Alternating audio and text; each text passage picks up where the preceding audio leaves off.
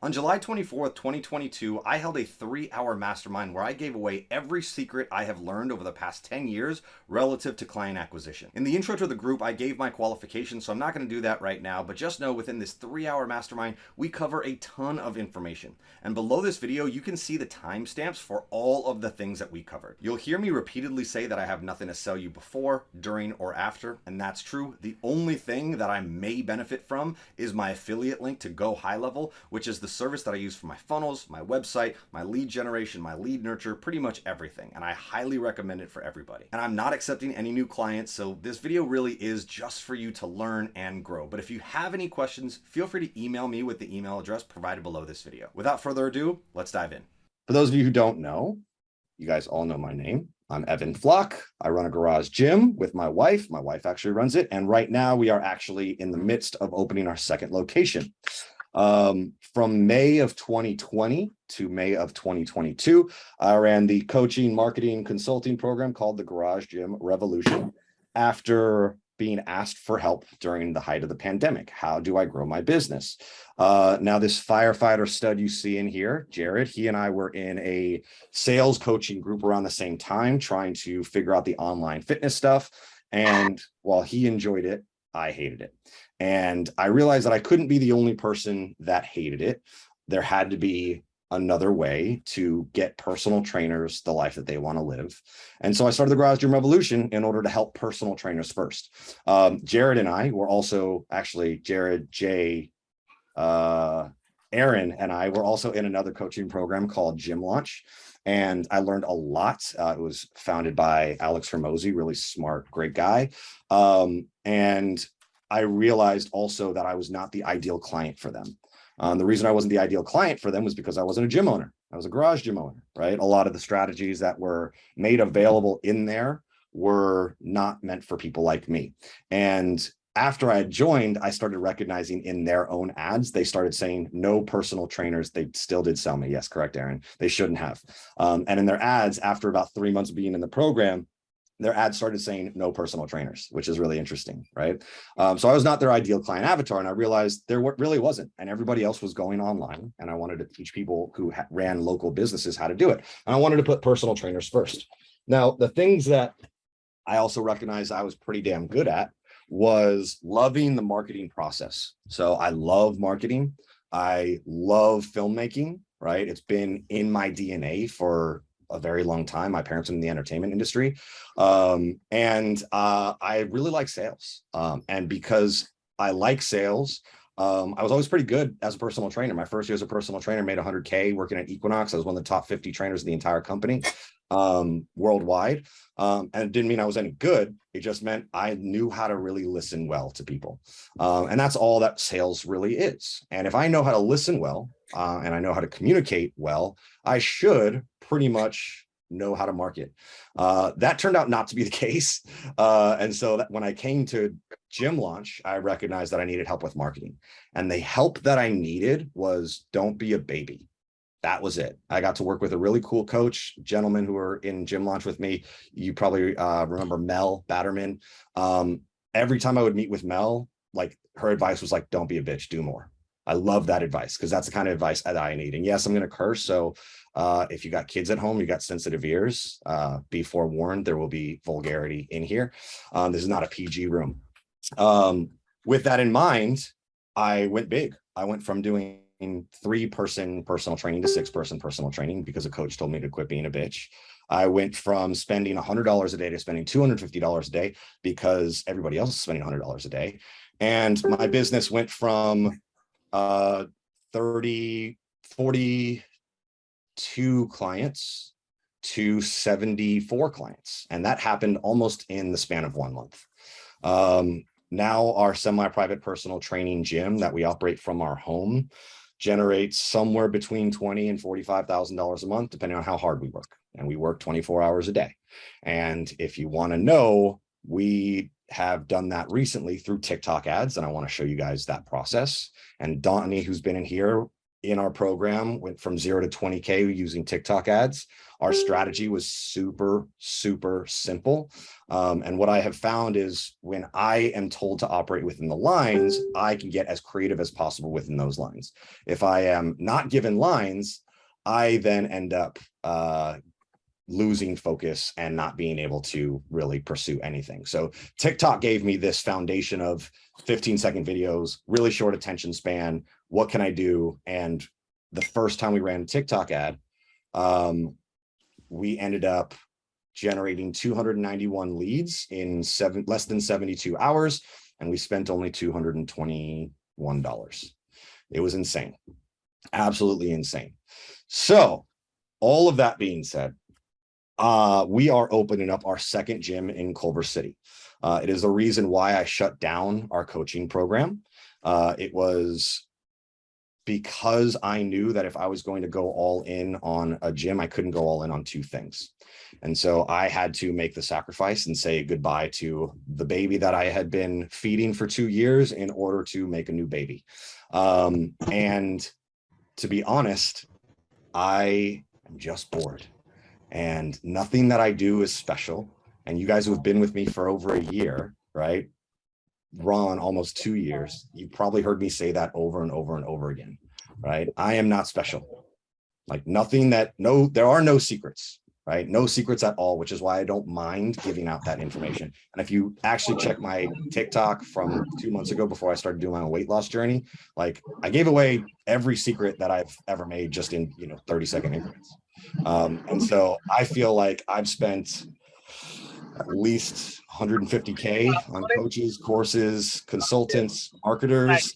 All have told me the same thing and given me similar advice. A lot of the advice is going to be mindset, which is not really my cup of tea. The other is just having somebody tell you, quit being a baby, work harder, do more, spend more. And we're going to get into the spending and how to spend. And oh yeah, if you guys aren't muted, I'm just going to mute all of you guys. There we go. You guys should all be muted. Only unmute yourself if you have questions or if you need me to stop or anything like that. And being somebody who has done in-person sales, who has done marketing for gyms, personal trainers, yogis, chiropractors, massage therapists, physical therapists, acupuncturists, spas even. I've learned a lot. I've worked with both B2B and B2C companies. Some of you who are in here are interested in trying your own B2B stuff. And so I want to give you some of the skills that I have had. But essentially, if you're a coach, you're a service provider, I want to be able to give you everything that you need to be successful. The only thing that we're really not going to talk about ad nauseum today, but if you have questions, I'm happy to answer them, is fulfillment. Dee's a massage therapist. Most of the other you, it's like a reunion from the Garage Gym Revolution days. Gabriel, you're the only face I don't recognize. Who are you? Where'd you come from? What do you do? Hey, I'm actually Donnie's buddy. So Donnie told me about you. Previously. Give me 1 second, Gabriel. I'm sorry. Oh, sure. Yeah, no worries. I had my speaker set wrong. Gabriel, go ahead. Yeah, so my buddy Donnie actually told me about you. Oh, all right.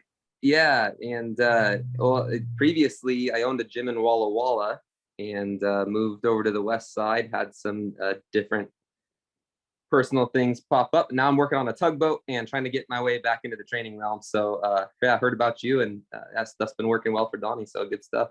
Awesome. Fitness. Love it. Yeah, you bet. Great. All right. Good to meet you. I'm glad you're here. Yeah, Dee also says she's a certified trauma recovery coach. That's awesome. Dee, is that online? Soon to be. I'm in the process of trying to make my own website and get myself off the ground. So this came at a good time. Awesome. Yeah, I B2B or B2C, I want to help you guys in whatever way, shape, or form possible. Jared, who's in here, reached out to me, sent me a message, and I want you guys to know that wherever you are in your process, I'm going to speak to you with your language, right? So Jared's a rock star, but he reached out to me because he's got a gym, he's got an online program, he's already making, multiple 5 figures a month. but he's running 2 businesses and he's a firefighter and he's a family man. He's just like, just make my life fucking simple, please. Right. And so if that's what you need, that's what we're going to go over today. But if it's more of the, hey, I'm getting started and I want to know how to operate a sales pipeline, I want to know how to do this, do that, I'm going to talk to you in your language. So don't be afraid to ask questions that may seem basic. Nothing is too basic. And my whole life is about making life as simple as possible for my clients. So that being said, we're going to cover lead gen. We're going to cover lead nurture. We're going to cover how I create ads. We're going to cover how I budget ads, how I target clients. We're going to cover organic strategies, whether that's in person, on Instagram, on Facebook, or on TikTok. We're going to cover sales. And we'll cover a little bit of back end stuff as well. So of all of those things, like those of you who have been with me who have taken my course, you guys are aware that I'm like I spent every day in our program making more shit for you guys. So I could talk for 2 days straight, but we don't have that much time. So I'm going to go over a lot of basics and a lot of the stuff that I think you absolutely need to be successful. But that being said, I want to open this time up now to give you guys an opportunity to ask me what you'd like to cover, what you're struggling with currently, and what solutions you are looking for. Just go ahead and unmute yourself. I'm going to open up my my notebook so that I can take notes. Actually, I'll just write on my desk. Fuck it. And hit me with whatever you guys would like to make sure is covered today. Jay, you're unmuted. What's up, man? Glad you're here. Hey, bro. Good to see you again. You're looking good. Thanks, bud. Appreciate it. I'm glad you're good. Jay, what do you want to cover today? Okay, so I'd like to go over, it's summertime where I'm at. So I want to squeeze the summer clients. They're here from Memorial Day to Labor Day. So I want to run a play. It can't be our typical play because they're only here and they don't really want to commit as much because they still drink. They still want to party. They're here to have a good time, but they love to work out weekends and work out with a personal trainer. As you know, I built my outdoor facility up and running, but I'd love to bring in a nice extra $5,000 a month or till the end of the summer. So if you got to play for me step by step, that'd be cool. And the sales copy and so on and so forth. All right, cool. And you're talking about running like a paid ad strategy, correct? Yeah, paid ad and maybe even some organic too. All right, cool. Sweet. Aaron, I just moved across the country, don't know anybody. D says the same. D, did you move again? Yeah, I'm back east now. Oh, cool. Yeah. Where are you back east? North Carolina. Oh, all right. On the coast. So Aaron and D, you say I just moved across the country. I don't know anybody. How did you make friends when you were in first grade? You push kids on the playground. Just go to the playground, start pushing kids. You'll make some friends, right? So organic is let's refine that. Aaron, you've been with me before. You've been a part of this journey also. Not knowing anybody, there are local organic strategies that we could do. There are paid strategies that you could do. What do you want to accomplish?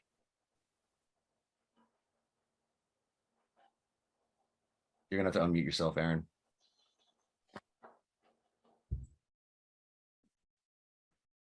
You there? Sorry. You're good. Okay. Well, I mean, need to get established, need to get my income up, obviously, since I'm the sole breadwinner for the house at this point, although I'm not bringing any bread home. We're living off of old bread at the moment. So I've been going back and forth about either trying to just stay online or I'm going to be setting up my gym either way. So, but that's going to take a little longer. So I just need to start generating something, getting some things going. I have through like our neighborhood Facebook group, made some connections. Some people seem to be showing some interest, but at present, I don't have a gym for them to come to yet, still in process. So yeah, that's just kind of where I am there. I've been focused on either getting the business ready or getting the gym ready. And like, I don't think my LLC will be completed till this next week. So Okay. figuring all that stuff out about moving that I didn't anticipate. You still work with online clients?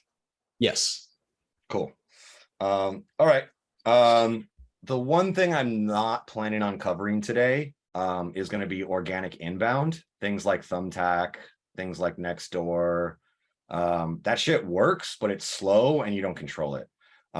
So right now, if you're looking for local business growth, all of you should write this down if you don't have it already locked in place.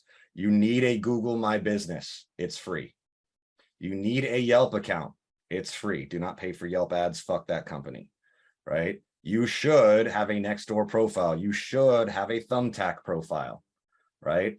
Thumbtack also goes in, there are like 4 other ones. Like I think Bark might be one. There's like 4 or 5 different Thumbtacks based in your area. You can get clients just by having a profile and making sure that your clients are writing you reviews there, right? So Google My Business, Yelp, indoor strategies like Thumbtack and something else, and a Facebook business profile page, right?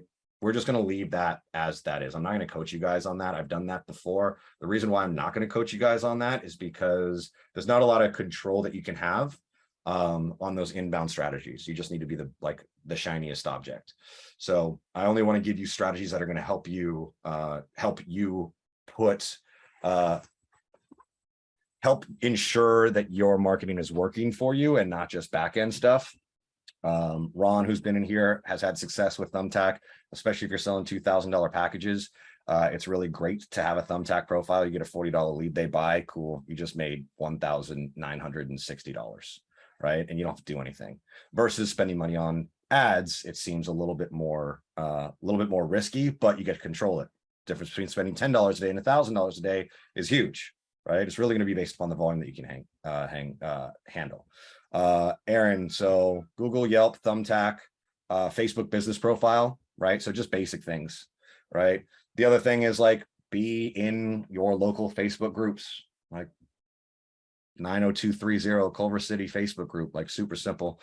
Again, I'm not going to give you those strategies. I want to give you stuff that you can really control and count on.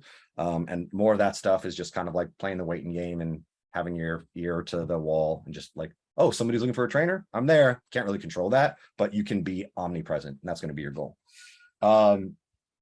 D, you're in a new place, but you're building a new brand. So you're probably going to be looking at some back-end stuff, some client acquisition stuff. Is there anything you'd like to learn in particular? By the way, D was my instructor when I went to massage school. So it's nice to have the tables turned. Uh-oh. I know it's so unfair too, because her teaching me was giving me a massage. And so now I just get to beat the shit out of her with violence and marketing. So Something's wrong with this picture, I think. So D, why are you here? How can I help you? What do you want to learn today? Well, I'm going to be doing online business. So my coaching business will be exclusively online. I am trying to get my massage license here. I'm in the process of getting my massage license here. And so, marketing for that too, more locally, but the coaching can be international. So I just need to have an online presence. And I know with Google, you can get, I guess your search engine. SEO optimization. SEO, yep. So how to do that. I've never built a website before. So this is the first time I'm kind of, going to have an online presence. So this is all new to me. Marketing is not my thing. It's that too is brand new. So it's all just intimidating and new. So I'm starting from the ground up. Cool. All right. I'll try to give you as much information in as little time as possible when starting from the ground up. Okay. And most of it's probably going to be telling you what you don't need. Okay. A That's website. what I do. A website's probably one of them, to be honest. But we'll Don't we'll get into that. Don't worry. but I do need some place for people to make payments and Yeah. We'll Okay. get into all of it, yeah. But the way that you're envisioning a website versus what I'm going to show you is probably going to be a little different than what you're expecting. Okay. And by the way, anything that I show you, I'll share with you guys. So if I show you a sales script, I'll give you the script. If I show you a text messaging sequence, I'll give you the sequence. If I show you a funnel, you want the funnel, I'll give you the funnel. Like all that shit's super easy. Jared just hit me with paid lead gen strategies to your niche, how to make a bomb ass ad, structure / flow in writing with great headline copy, hook and offer. Any tips on how to sell your stories, step-by-step process to get it out of your head on paper. Cool. I don't have to write that down because you did. Awesome. Thanks, Jared. We will cover all of that stuff. Floor is open, guys. Anything else you'd like cover? Donnie, I see that you're unmuted. Is there anything that you want to make sure we're going over today? Yeah, for sure. There's some stuff related to TikTok ads, of course, just with like working the leads. So like talking price on the phone and presenting the price to also, next get them in-person consult. And, how long are phone consults typically for you, or just a good aim? How long are in-person consults also? A good aim for those. I'm doing about an hour right now, which seems good. But and like remarketing the old TikTok leads. I haven't done that yet. So, and then the high level stuff, I know you mentioned you're going to be going over that. That's my next big thing, is just digging into high level. Cool. Sweet. That's a lot. Yeah, I'll just say all that TikTok stuff, man. Yeah. Cool. Floor still open, guys. I want to make sure that you guys get a favorite video editing. I'll show you that. That'll be one of the first things I show you for sure. Anything else you guys want covered? Christian, Dawson, Gabe? Yeah, I've got Hey. something. No, you go ahead. I'll go next. You Wait your sure? turn, Chrissy. I'm trying. I'm trying over here, Evan. So excited. Gabe, go ahead. So I guess the difference on the back end of what paid ads look like local versus online. I've done some locally. I've never done it online. That's the way I'm transitioning, and was wondering what the differences look like between the two. Okay. So this may be more like back end stuff, but I am really curious about automations and like, what are all of the things that I can automate? What are the things that I should automate? And then how to kind of go about doing that, and then making, I guess, like pipelines. I'm really unclear about, like, I know I want to do that, but I'm unclear about what I need and what I actually can automate within the business. Does that make sense? For sure. Okay. Love it. All right. Okay. We'll for sure cover that. Thanks. I wanna piggyback off that too, because it's Manny and but yeah, I've had like some really good turnouts with the TikTok ads, and I want to know how I can make it like blow up. I guess I don't know. It's working right now. Like I'm so far I'm getting like at least 30 leads a month, and I can handle that by myself. And I'm last month was really cool. I got like 4 students out of that, which was the most I've Nice. seen. So yeah. But yeah, like how can I make it? I don't know. Like how can I make it better is what I like. I know that it's working now, but I want to blow it up. I guess that's where I'm at. Your organic TikTok?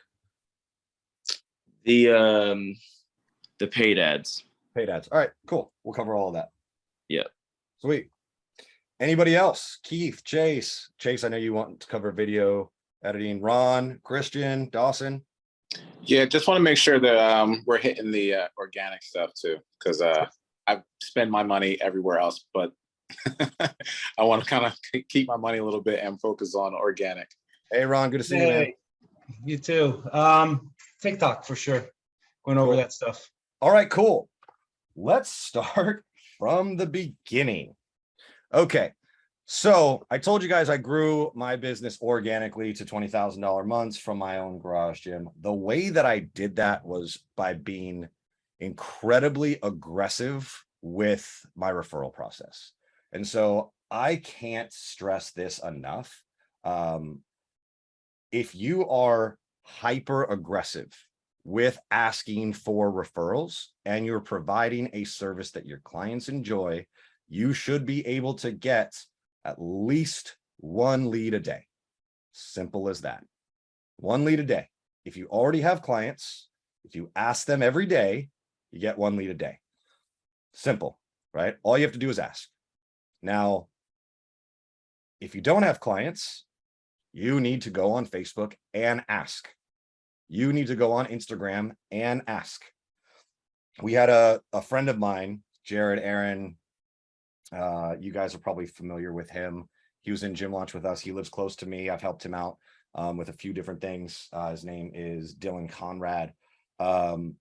He did one of my organic strategies, which was, why don't I just show you?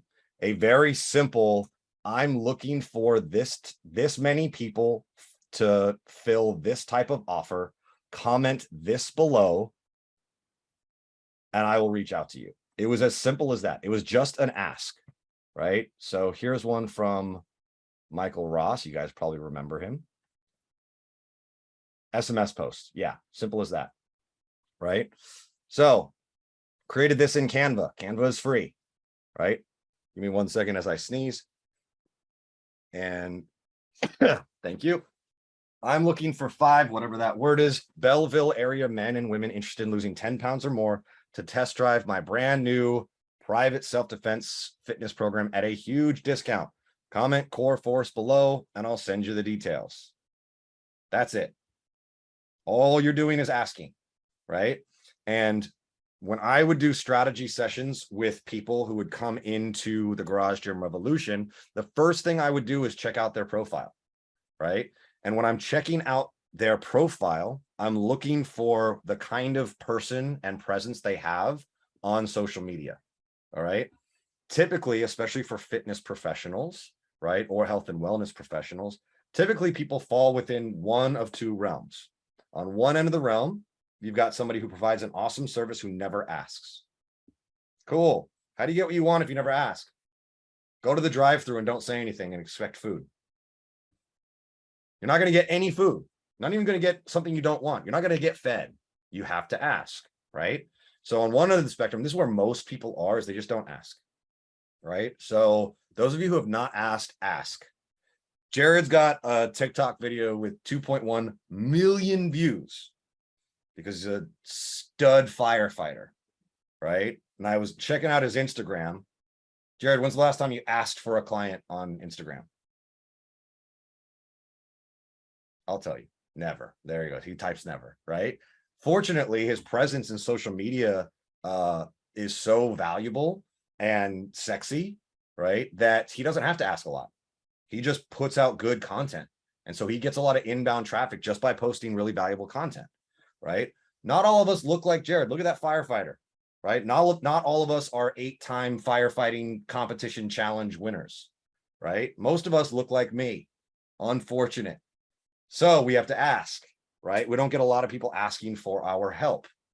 We have to ask them if they want our help. So the first thing I can tell you to do is make sure that you ask. That's it. Put out an offer. If nobody bites, who cares? It didn't cost you anything. Now you know that your market within your network is not hot for what you're trying to serve. That's okay. There are a million other strategies, but if you are not asking, you will not get clients. If you are not asking your clients for referrals, you will not get referrals.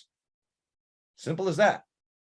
Okay. On the other end of the spectrum is the trainer who's only asking and not providing value. Don't be that person either, right? No matter what your industry is all you're doing every single day is pitch, pitch, pitch, pitch, pitch. Or if every single one of your videos has a call to action at the end of it, you're not providing enough value, right? Hey, look at this, cool HIIT workout that I just created. Want more content like this? Comment, hit below.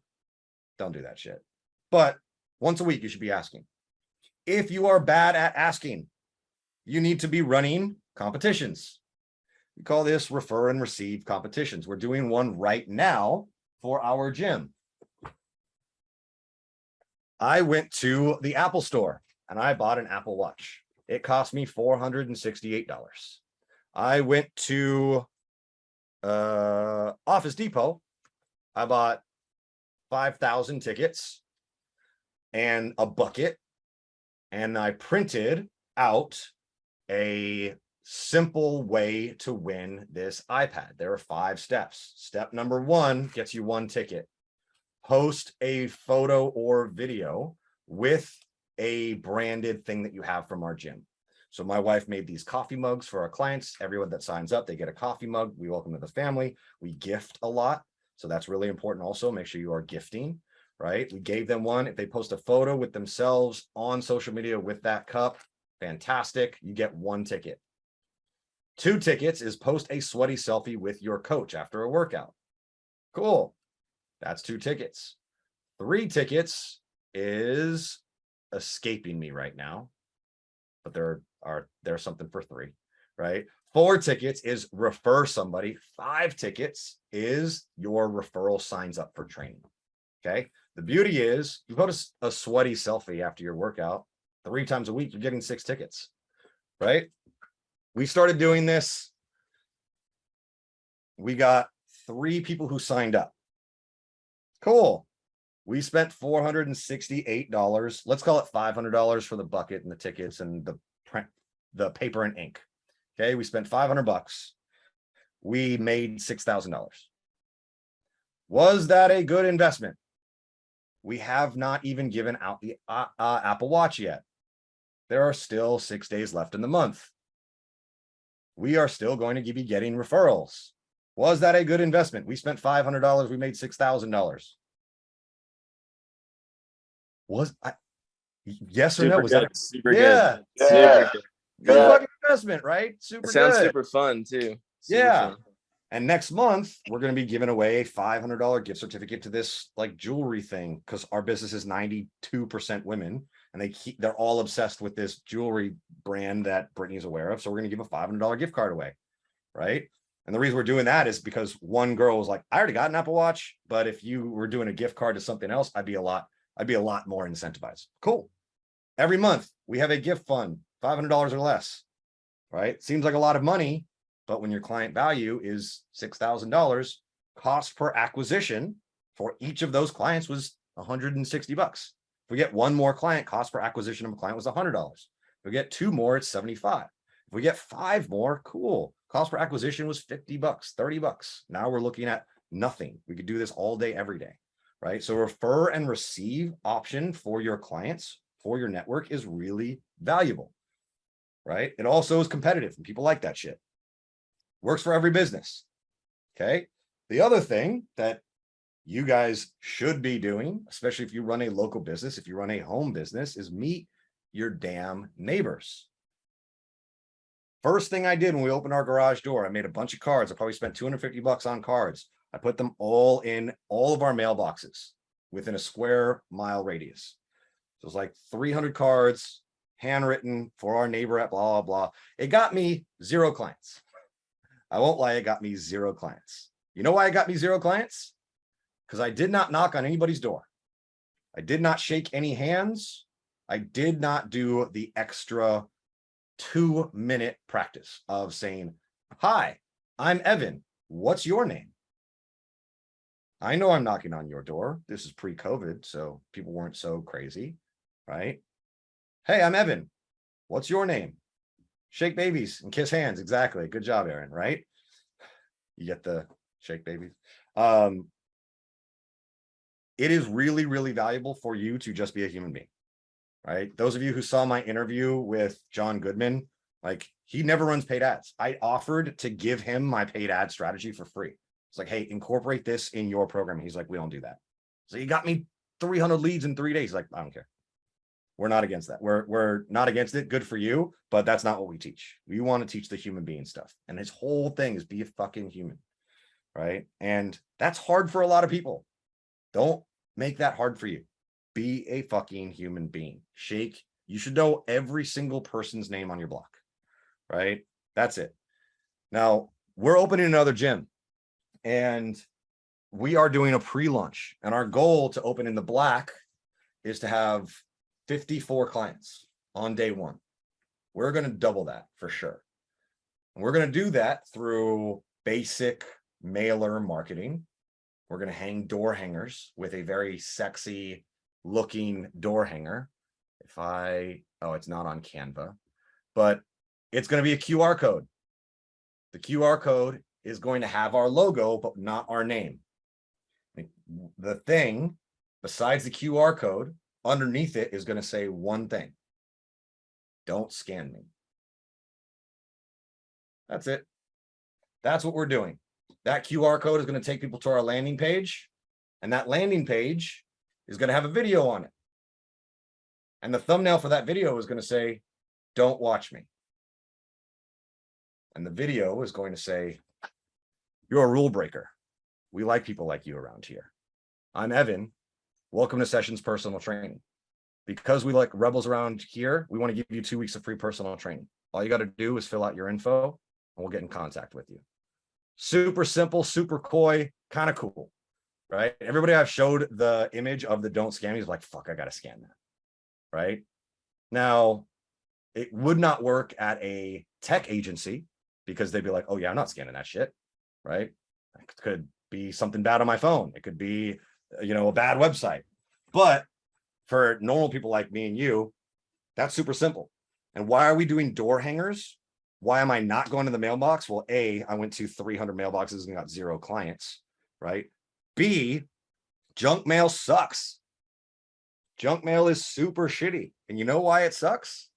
Because it's not personal. It's not enticing. It's always about selling you something. And when you get a pile of it in your mailbox, you go, boom, boom. You don't even look.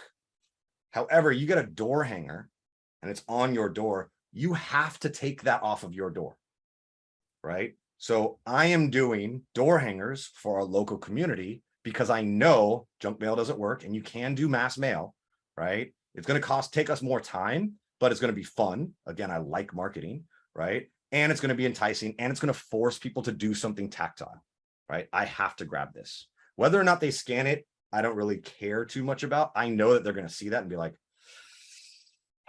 they're going to have to make a decision. They don't have to make a decision with junk mail. With door hangers, they do. How much are door hangers? I get 5,000 of them for like 80 bucks on Vistaprint. So don't want to shake people's hands. There's your next best opportunity. Third thing we're doing, besides shaking hands, besides using door hangers, is we're going to local businesses with gifts. And we are going to ask them if we can cross promote for them. So, because this is on my desk, Aaron, I know you're a geek like me.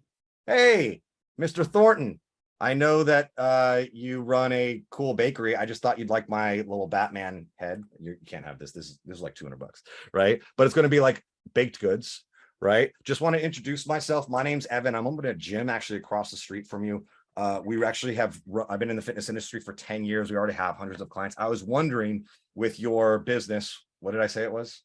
You're I don't know, you're a book dealer. You're you sell books, right? I was wondering if we could do anything for you, right? That could get the word out for your business within ours, right? Do you have any flyers that you'd like us to share? Do you have any clients, anything like that you'd like us to like send your way? Like, what can we do for you? I am asking if I can help you. That is how I am going about my B2B cross-promotional opportunities, right? I'm asking if I can help them. I'm not asking them if they'll help me. So I've given you a gift, and now I'm going a step further. I'm saying, hey, would you like me to send more people your way through our gym? Yeah, sweet. How about you come check us out, right? You can see what we're about, and then we'll do some cross-promotional stuff. Now, Aaron, the beauty of that is I haven't asked you for anything, but when you come into my gym, either A, you're going to fall in love and you're going to want to be a client, or B, you're going to say, you know what? We've been looking for a place like this. I'd love to send people your way. Say, awesome. Do you have an SMS list? Do you have an email list? I actually have an email that I can, give your clients, right? 2 weeks of free personal training, and we'll do something like that. Does that sound cool? Yeah. All right, great. I'll get that over to you within the next week. You can edit it, use your own images or whatever. We can send it out to your email list. Is that cool? Sweet. All right. So I've given them 2 things. And then I finally, after a second, essentially interview, right, where they come check out the space, we'll get into the offer later, right? I've then asked them like, hey, I want to do this. I want to keep giving this to you. how about you also, we give your client something awesome, right? Our guy who was in here in the Garage Gym Revolution, he used to do this all the time. This is his strategy for his local coffee shops, his local smoothie bars, was like, hey, win 2 weeks free. He set up a lead box, right? And they would send out a text blast. Like, we are partnering up with Evan Fit, right? In Los Angeles, we're giving away our clients, you know, a discount on a smoothie. And we're giving away, Evan Fit is going to give away one lucky person a month of free personal training, right? We get all that client data, right? We pick one randomly, lottery one of them. Awesome. Manny, guess what? You just won a month of free personal training. Fantastic. The smoothie shop makes an announcement. Hey, congratulations to Manny Nakandra, who just won a month of personal training with Evan Fit, right? Because they are so nice, they're giving everybody else 2 weeks of free personal training. So now we reach out to everybody else and we're saying, hey, our winner was Manny, but Aaron, Chrissy, Ron, Christian, D, Keith, Jared, we still want to give you an opportunity to work with us. We're going to give you 2 weeks of free personal training, right? So we've got our grand prize winner and everybody else is still a winner. Cost was a lead box and using somebody else's lead list, right? Builds good faith. On top of that, if we throw a party, we actually just had our client party yesterday, right? We work closely with my best friend Sohail, who runs an awesome restaurant out here called Sunday Gravy. Anytime we do a party, he just caters it for us for free. A, he's my best friend. B, we train him and his sister for free, right? And so even though food costs are super high for him, he probably put a couple $100 into the food. Like, he still brought all of that stuff here, happy to do it. And so now I've got a smoothie shop that wants to be a part of our events that we do twice a year, right? I've got a coffee shop who wants to be a part of our events that we do twice a year. I've got all of these connections from B2B opportunities just because I'm giving them my time and I'm being super friendly about it, right? So BRB and CPL, he's baby time. Oh, Chrissy, that's just her way of saying she'll be right back. Got it. Okay. So super simple way. All of it is just be a human, give more, right? This is giftology 101. Gift. The more you can give your clients, the more you can give your community, the more likely they will A, take, and they will B, give back, right? So human being stuff. Any questions on that? Nope, really good stuff. I'm gonna try to do that myself. Sweet. The only issue with this is why I love paid ads, is it takes time. Paid ads don't really take that much time, right? Developing relationships take time, right? It's not a Disney movie where you meet your wife and get married that day. Like, you have to develop and nurture these relationships, which is why lead nurture is so imperative to your marketing and sales processes, right? You have to nurture these relationships. It takes time, but you nurture a good relationship and you have an unlimited lead source. So relative to lead generation, doing the human being stuff is the stuff that I wish I had done sooner rather than later. Getting into paid advertisement is something that I will never stop doing. And we'll get into that shortly. But I do want to talk a little bit more about non-paid stuff and more about your organic presence. This is social media relative, right? So first and foremost, rule of thumb, when it comes to your social media presence, consistency is key in both your messaging and in your frequency. All right. So if you're consistent on Facebook, you post every single day. And on Monday, you post a video, a workout video. On Tuesday, you post a call to action. Hey, looking for 5 people, blah, blah, blah. Cool. And then Wednesday, you post an aggressive political video that, you know, your racist uncle comments and loves. You are not consistent. That is inconsistent messaging, right? Somebody commented on one of my TikToks recently because I posted a video on, I forget what it might have been, video editing. And he's like, bro, how, like, you're left this in a comment. This is a shame. You should be getting more views. What the hell? And I left him a video message. And I was like, no, I shouldn't. For the past month, all I've been posting are videos on my own workouts. My message has been super inconsistent. because I'm not trying to grow a marketing brand right now, right? I'm just working on myself and I'm holding myself accountable, right? I did one thing because I had an idea, and whoever follows me gets to see that and I get to help them, but I'm not trying to gain clients from my TikToks right now, right? But for the first 3 months of me on TikTok, I went from 0 to 5,000 followers through just providing a ton of content on marketing, on sales, on client acquisition, on training skills, on that kind of stuff, right? But now it's all, if you guys follow me on TikTok, it's like, yo, it's day 15 of the month of birth. Let's cue the music, right? It's a video, it's a workout video of me, right? I'm doing this because I'm too cheap to hire my own personal trainer, right? And I know that if I actually do this, I will hold myself accountable and I'll be consistent. And I like video editing. I don't want to lose those skills, right? So consistency with your message is really clear because you need to be the perceived professional in people's area. And if you are not consistent with your messaging, people are going to see you as somebody who's all over the place. Took me a long time to do that. Took me a long time to also get rid of the persona that I'm a guy who posts funny memes, right? I did that for way too long. You guys check your Facebook memories all the time? Don't. It's scary. It's a sad place, right? Every time I look at it, I'm like, oh my God, I would have been canceled in 2006. Thank God there was no TikTok and stories and all this shit. I'm deleting most of my memories all the time, right? Because I thought I was funny. And then I realized 5 years into fitness, I'm like, why don't people take me serious on Facebook? It's like, oh, because you were making dick jokes for 5 years before that. Like, oh yeah, that's right. So it took me a while to get over that and find consistency in my messaging.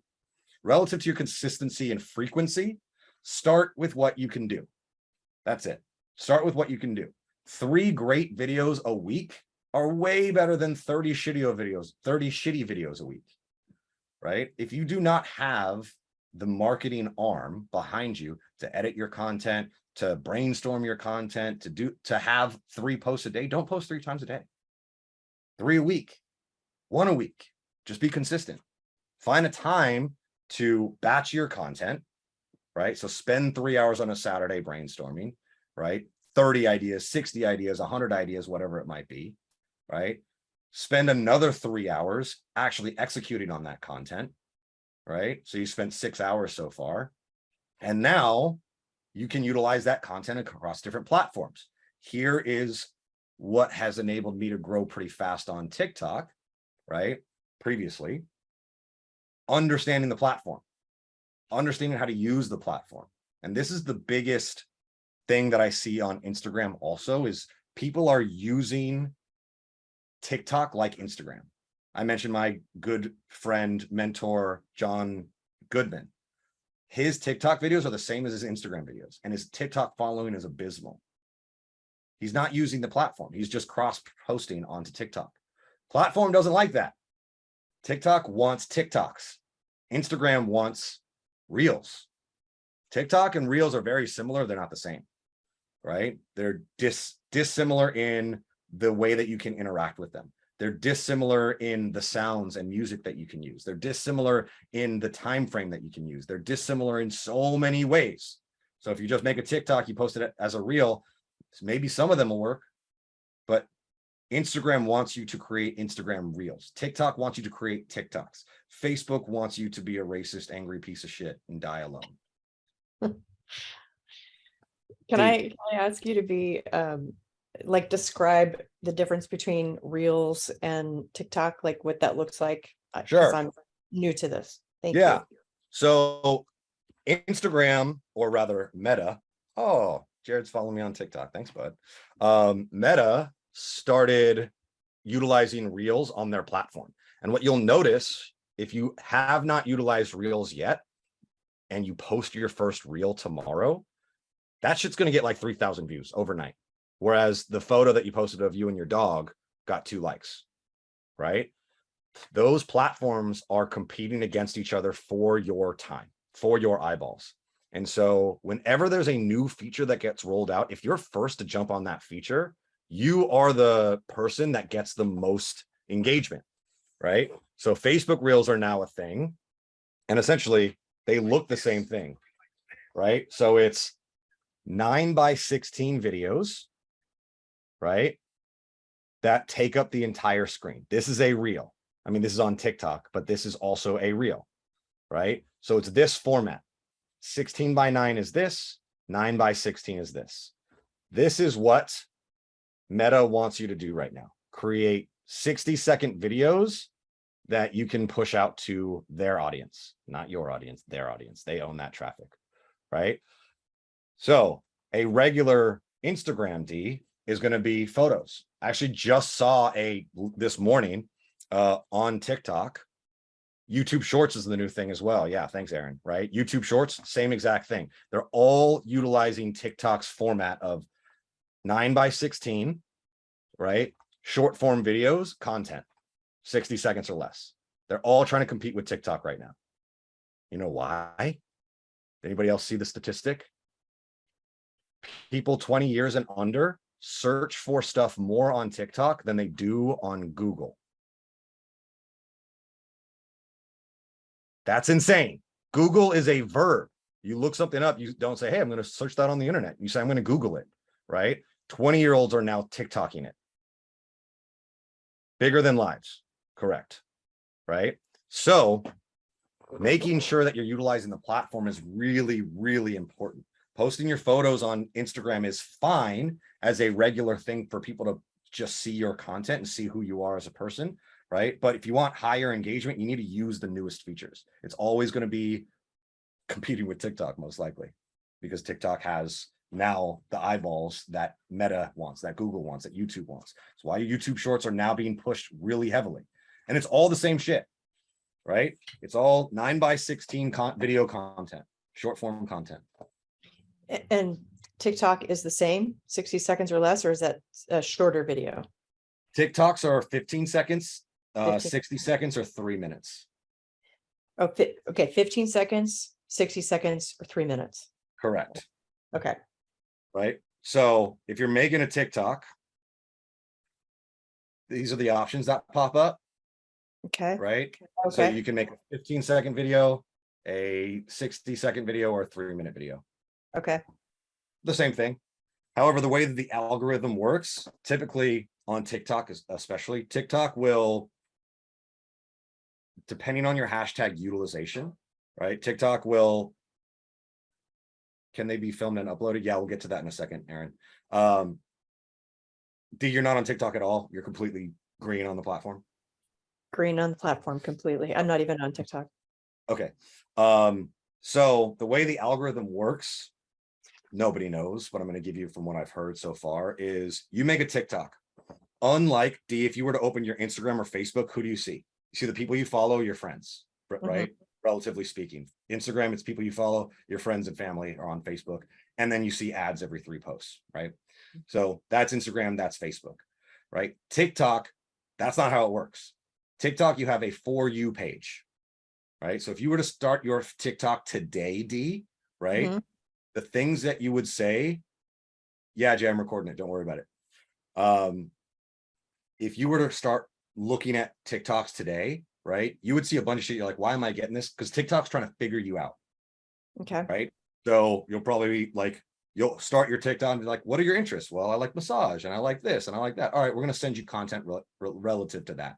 Right. And in between there, you're going to get half naked people. That's just what TikTok is in dance videos. Right. So we're going to send you thought videos. Right. We're going to send you dance videos. And then every couple posts, we're going to send like things that you're interested in. And the more time you spend on the stuff that you're interested in, the more content you get on your For You page. Okay. Right. You will, if you follow 100 people, you're not necessarily seeing 100 people that you follow stuff. You might see thousands of random shit before you see mine, if you follow me. It's kind of interesting. TikTok wants you to stay on the platform, so they're giving you stuff that you want to see. And if I'm posting about stuff that you don't really care about, right, it's not going to, even though you follow me, it's not going to show you.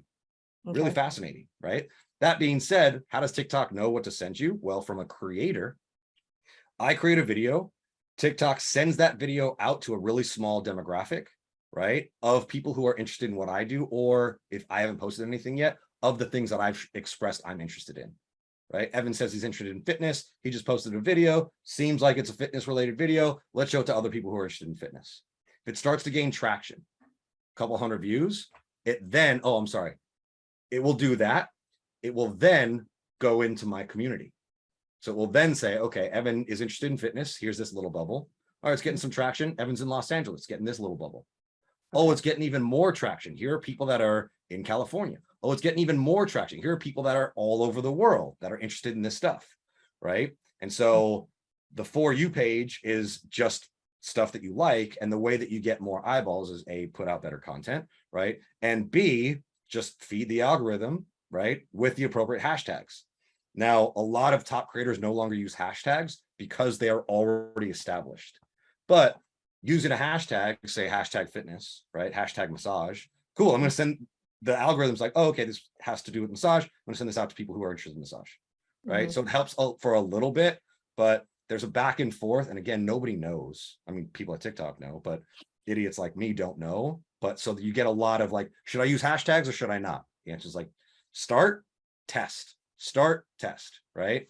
So yes, I'm going to use hashtags in some videos. I'm not going to not use hashtags in others. And I'm going to see which works better. And if I notice that I always post the same hashtag and it's getting a lot of traction, I'm just going to keep using that hashtag. Is there another option other than hashtag? Or is that pretty much like, you do nothing? okay. Yeah, you don't even need a description. And we're going to get into also more like TikTok advertising, why I like it so much, because it gets rid of so much of the, like, Jared, what you were asking for earlier, like copy, headline. Like on TikTok, you don't need any of that shit. You could literally post a video and it can go viral overnight that has no text, no headline, no hashtag. It's just like, here's some cool shit. Oh my God, 2 million people looked at it. Right. So it's a lot different than Instagram, where you need to hashtag your videos, because people that are searching for those hashtags, that will end up coming up on their, like, on the hashtag search, right? But it doesn't really work that way on TikTok. Super interesting. So if you're doing that on TikTok, a little bit of content, and what you really want is to get people who are to see you and what you're up to, and then, check you out. Like, do I want this person as a coach? Is that also a place where you can put your contact information? Yes. Yes. Okay. So on TikTok, you can place a link and a bio. Okay. Since we're on social media, it's good for us to chat about this. Let's look at, I'm not going to show you mine because ever since shutting down the Garage Gym Revolution, I've changed my screen. Jared, are you cool with me sharing your Instagram? I want to show you Jared's because what he does is really solid. You can do similar things on all of your pages, right? And so we'll get into how and why you should do this. So here's Jared, right? So established that he's a coach, right? First thing you see, firefighter fitness coach. Second thing you see, 9 times firefighter challenge world champion, hashtag fire elite. So that's, his community, ATX firefighter, taking firefighters to the next level, become a champion, right? Boom, link to his jot form, which is his application, right? Jared was telling me he gets something like, what'd you say, 20 a month, something like that, Jared? Just with your organic, just posting this kind of stuff, 20 to 30 a month, right? You can do this on TikTok, right? You should all be doing something similar. Who you are, a little something insightful about you, right? So 9-time firefighter champion, world champion, 9 firefighter challenge world champion, excuse me, which is why you see this kind of content, right? Super solid, right? Some community driven stuff. Awesome. Who else he is, right? He's a Austin, Texas firefighter. Who he serves and how you can be served. I take firefighters to the next level, and here's your opportunity. Here's my call to action, right? Super simple. Jared, is this also on your Facebook? Yeah, right? So when it comes to your Facebook presence, let's check you out again, just because I like looking at you, stud.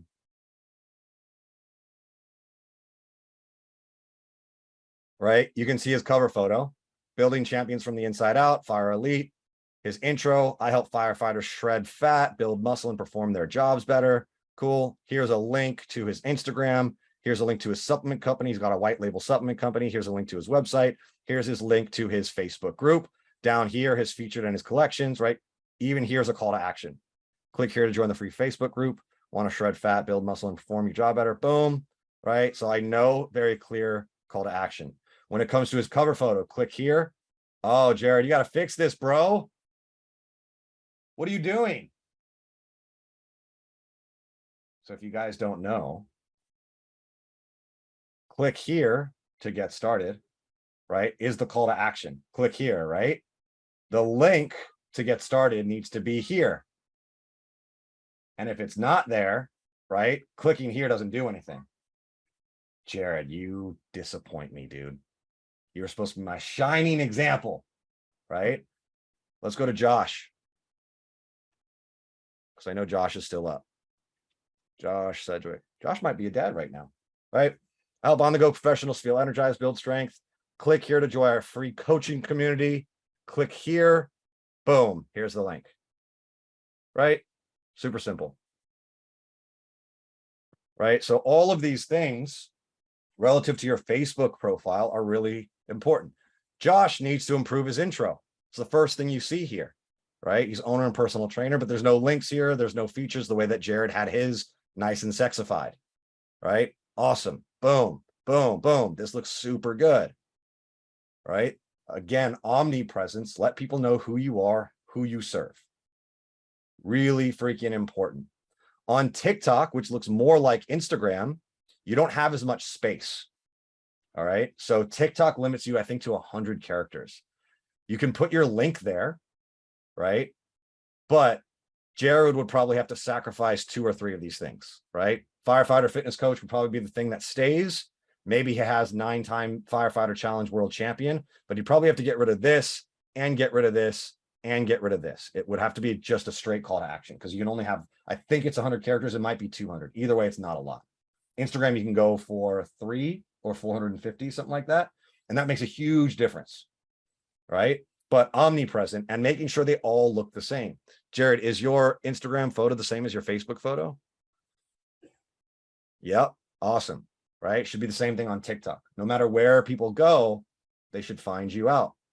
Right? And if you want people to see all of your stuff, a link tree is like $80 a year, something like that. And a link tree is just, these are all of my social links. Here's a call to action in my link. Sign up for this is like super simple website that you can get started. And again, D, this goes into your, what do I need for my website? Maybe you don't, right? This is Jared's website. What do you notice? So D, this is probably more for you and anybody who hasn't dealt with funnels or websites. What do you know about this that doesn't look like this? This is a mall, right? This is a path. Okay. Apply here might be, oh, you actually have other links in here. That's really interesting.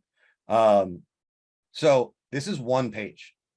The whole purpose of this page is to get you excited for Jared's program, right? So the whole page is leading you down a path.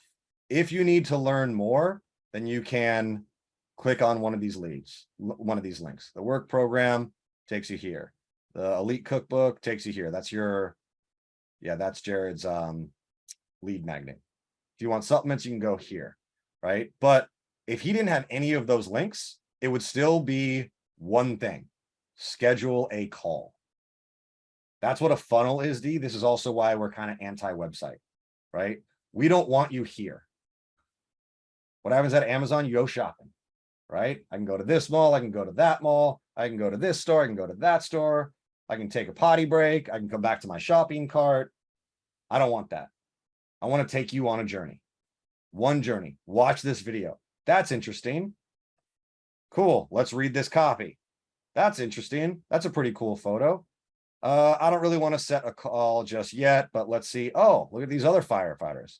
That's interesting. Oh, more information on the program. That's interesting. I'm not ready yet. Oh, there's more information. So you can see that we're going on this journey with Jared, and everything leads to this button. That's it, right? As opposed to all these buttons, all these offers, all these things that I could do, right? One button, one journey, right? Maybe I don't press the button. I go here. I check out his lead magnet. Okay, here's another lead magnet. That's awesome, right? I go here. Oh, this is the form, right? Everything's leading me towards one direction, and that is to schedule a call. So when it comes to developing your website, I'm talking to D, but I'm talking to all of you. Like, you need to be controlling the path in which you are taking your prospect from point A to point B.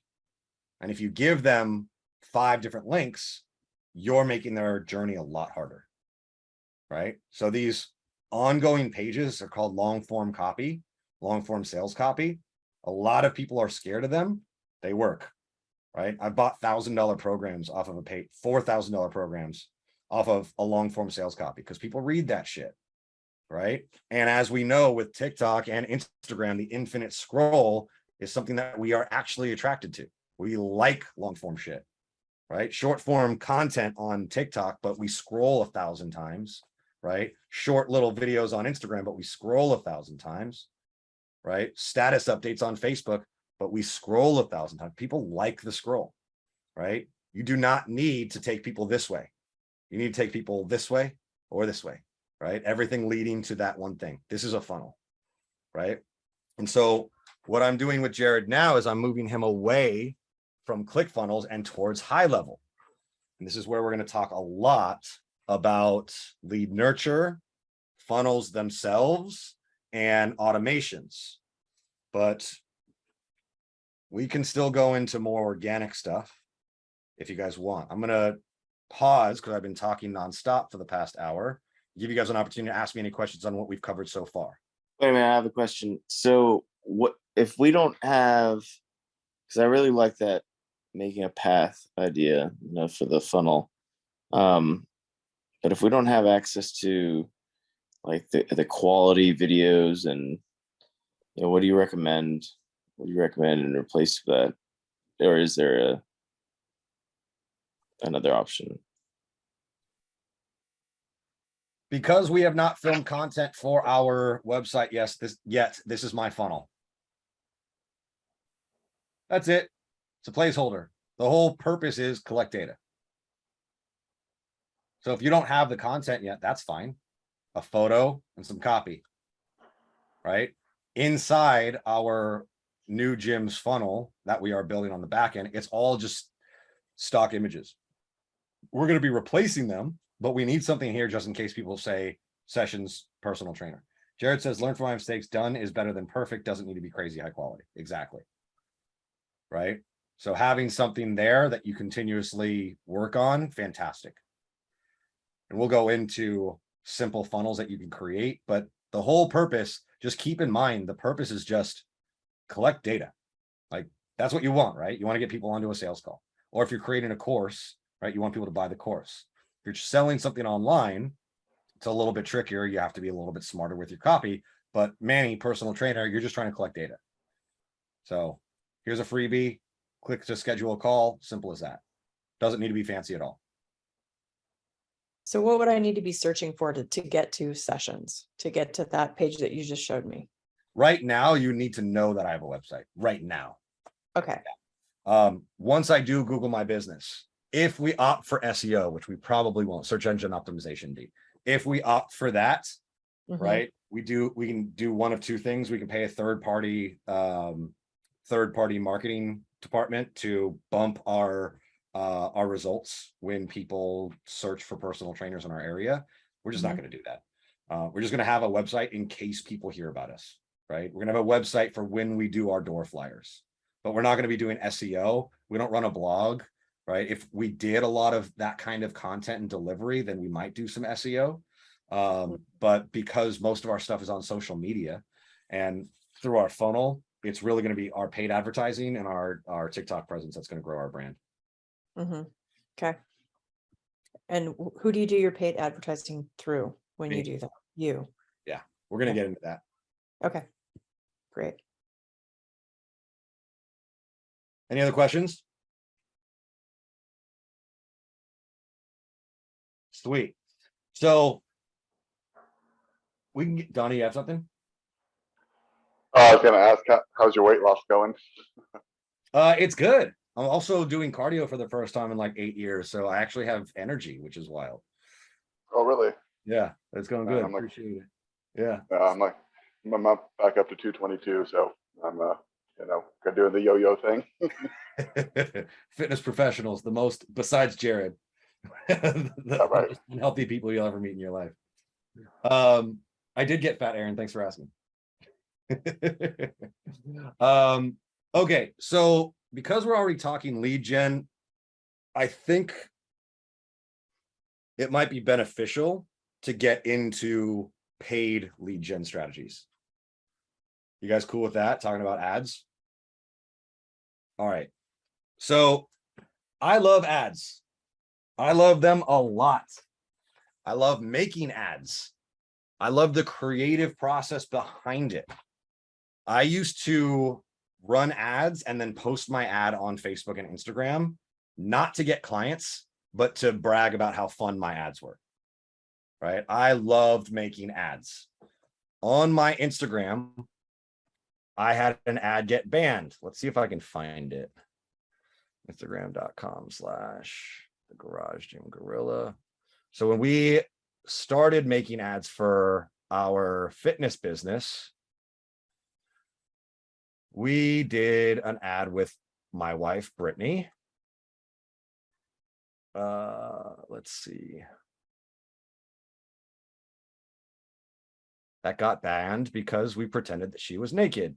During the pandemic, we ran all kinds of different ads. Now, I'm not saying that any of these are great or things that you should do, but what I am telling you is that I loved testing ads, right? I loved seeing if shit worked or not.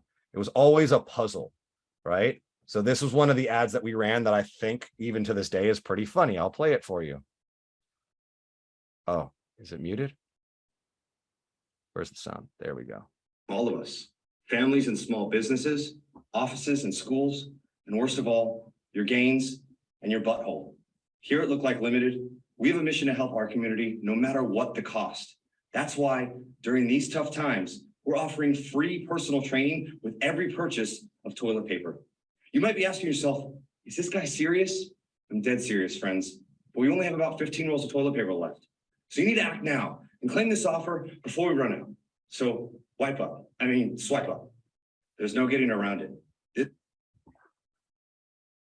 Remember during the pandemic when people were hoarding toilet paper? That was my ad. I don't know if it got me any clients, but I thought it was hilarious, right? And so that's the thing when it comes to all of your creative endeavor is like, I'm working with, let me take a step back. I'm actually surprised he's not in here. I'm working with a chiropractor right now who is trying to create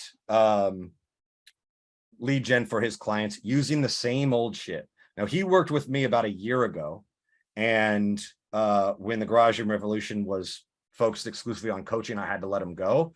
He ended up hiring 5 other chiropractic focused advertisers. And 2 months ago reached out. He's like, dude, everybody sucks. I need you again. And I was like, you can have me for a month. Jared, I told you the same thing, right? Like, I'm opening a gym. I don't know that I can't be on retainer for you. Like, but you have me until September 1st. Like, let's go. If it goes a little bit longer, great. But I need to give you all the strategies that I can so that you don't reach out to me again in a year and I'm running a gym and I literally can't help you. So he was showing me his ads and they were boring, right? And boring is fine. There's nothing wrong with boring if your offer is super sweet. Hey, what's up, guys? I'm Evan, and right now I'm opening up a brand new gym, and everybody that comes in gets a month of free personal training. Click the link below. I'll see you tomorrow. That's fine. Good fucking offer. A month of personal training? Holy shit, right? But if everybody's doing that in your area, and if everybody is spending the same amount of money on their ad budget in your area, that message gets lost, right? And so he was showing me his ad. I was like, this is fine. The offer is fine. You need to do something that's more creative, right? And he sent me a video of him on at a park, but I thought it was a golf course. And I was like, were you making that ad on a golf course? He goes, no, but I do golf. And I was like, all right, you're a chiropractor. People don't give a shit about the snap, crackle, pop, right? They don't care about it. Like, they've seen it. It doesn't matter. What's the point of chiropractic? Get me out of pain. Okay, cool. Why do I want to be out of pain? So that I can do what? Million reasons. but are you good at golf? He's like, yeah, I'm like a 7 handicap. I'm like, cool. So you can swing a club without looking like an asshole like me. He said, yes. I said, all right, great. Here's your ad. You're on a golf course. You're wearing a white coat, right? And you're talking to the camera. And he was telling me also about his area. He's in Boulder, Colorado, right? And he was telling me about like what other chiropractors do that drive him insane. I'm like, all right, so you're on a golf course, you're walking on the green, right? And you're like, you know what the problem is with these, you know what I've noticed the problem is with most chiropractors here in Colorado and Boulder is they're all too concerned about getting you in, cracking your spine, and then getting you out. That's not what this is about. You take off the coat, right? The point of chiropractic is to make sure you're doing things you love. Hand me a club. Somebody hands them a club, right? The point is to move better, right? The point is to feel better, right? Take the swing, crush the fucking ball. The point is to be able to do this, right? Yeah, that's what most chiropractors around here don't recognize. But we're not like most chiropractors. So right now, we're going to give you blah, blah, blah, blah, blah, right? And all you got to do is click the link below, shoot us your info, and we'll see you on the other side. And it like his eyes lit up, right? And I was just like, it's just talking about what other people aren't talking about, right? It's talking about the benefit of the chiropractic care. It's talking about how and why people are seeing you. It's not for the crack, right? To do it with playing with your kids, exactly, right? If you suck at golf like me, right? You know why I bench press? It's not so that I can have a big chest. My chest is big enough, right? It's so that when these little rascals come at me, I can defend myself from these 6-year-olds, right? Without throwing my back out, right? You make it fun, you make it cool, you make it exciting, you make it family oriented, all that shit works. But it's about the benefit, not the feature. It's not about the crack. What does Hormozy say? You don't sell the sizzle. Is that it? Or you sell the sizzle, not the, yeah, right? You sell the sizzle, right? So in general, you just want to make sure that if your offer is super sexy, cool, great. Sexy offer will work, and it could be really short. Our ad for Brittany's gym, which I am going to show you shortly, was not a sexy ad, but it was super quick. It got straight to the point. And this is how it ended up getting us 300 leads damn near. Let me see if I can find it for you. Now, again, this was our first venture into TikTok ads, and it just performed like crazy. And I'm going to tell you why it performed like crazy. Now, I'm in 2 TikTok marketing groups. And when I posted my results, people lost their fucking mind. They couldn't believe I saw the results from this TikTok ad that I taught most of you who are in here now.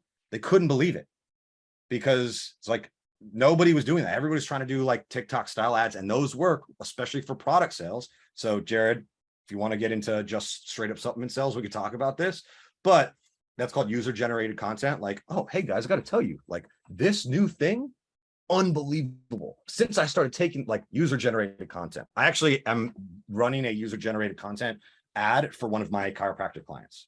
And that's like, guys, listen, I'm a gym owner, but being in the health and wellness industry for the past 10 years, I've always looked for the best chiropractors, and they're in Florida somewhere, right? And when it comes to chiropractors in Florida, nobody does it better than Dr. Bucko and his team at Seminole Integrative Medicine. Like, if you are not seeing them and you're in pain, you're an idiot, right? He's the only person I trust for myself. He's the only person I trust for my family and for my hundreds of clients. So do yourself a favor, click the link below, and I'll see. That's user generated content. I have authority because I'm a fitness professional. I run a gym, right? So I know what I'm talking about when it comes to pain, right? And I'm talking about this badass chiropractor, right? We've been running that ad for the past month and it's crushing it, right? But that's a little bit longer. That's a little bit long form content, but there's some authority behind that, right? Short form content, just straight up offer. This is what we did. What's up? My name is Brittany, and this is my gym in Culver City. I'm giving away 4 weeks of free personal training. Interested? Click the link below, fill out the form, and I'll see you on the other side. 10 seconds. It's a 10-second ad. I'll show you in a second, Aaron, right? 10-second ad. I ended up, after losing my mind because of this, because we got so many fucking leads in such a short amount of time, right? I ended up running an ad strategy on TikTok for the Garage Gym Revolution that got me a $10,000 client, right? He's not here right now. He should be here, right? But it ended up getting me a really high value client. And I did the exact same strategy. The video said, guys, 10-second ads like this are crushing for my clients and helped us generate over 300 leads in less than 3 days. If you want to know, if you want the strategy, click the link below. I'll see you on the other side. Right? So super quick, to the point. This is what it is. This is what we're offering. Here's my call to action. Right? And what I love about TikTok is that I was wrong about TikTok. I thought you had to have your ads be 15 seconds long because I kept seeing 15-second TikToks. Your TikTok ad can be as long as it wants, as you want it to be. But I didn't know that. So I was like, how do we do this really, really quickly? Right? And the benefit is, A, nobody's advertising on TikTok. Still nobody's advertising on TikTok, right? And B, you see a bunch of Facebook ads and Instagram ads every 3 posts, and they're always the same shit. It's long form sales copy. Here's your headline. Here's what we're offering. Here are some benefits. Here's the call to action, right? So if you read all that shit, it's fucking great because your intent is high, which means your pain is high, right? But the likelihood of people responding to that more and more on Facebook and Instagram is dropping. On TikTok, 15 seconds, the video's over. Holy shit, got the point across really fast. You know what was cool about this ad too? Everybody who came in from TikTok was like, you're a celebrity. I've never seen anything like that on TikTok. It's like, no, we're just good. And we took a risk, right? The other thing that we did was we spent $250 a day. That was our budget, was $250 a day. We had to drop that immediately because we kept getting more and more leads. I'm going to show you some other things about this video that are important to note. We're talking about the ads itself, so the editing process. Aaron and Chase, I think you asked those questions. You are competing with every other person in your market that has the same offer because you're not special, right? You are not special. I'm not special, right? Said that at the beginning. There's no secret to it. But your ad is the same as your ad, which is the same as your ad, which is the same as your ad, except you are willing to spend $1 more than everybody else. You get more eyeballs.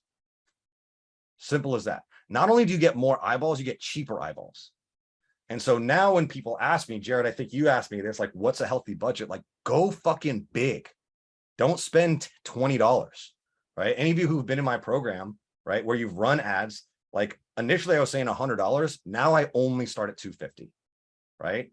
Because the beauty of it is I know I'm going to get a shit ton of eyeballs before everybody else gets eyeballs, right? And if I don't get enough conversions, it means the ad sucks and I'm going to turn it off. Yes, even for someone like you, because of what I just said, right? I tell, there's how many, 12 of you in here, right? And however many people are on Facebook, right?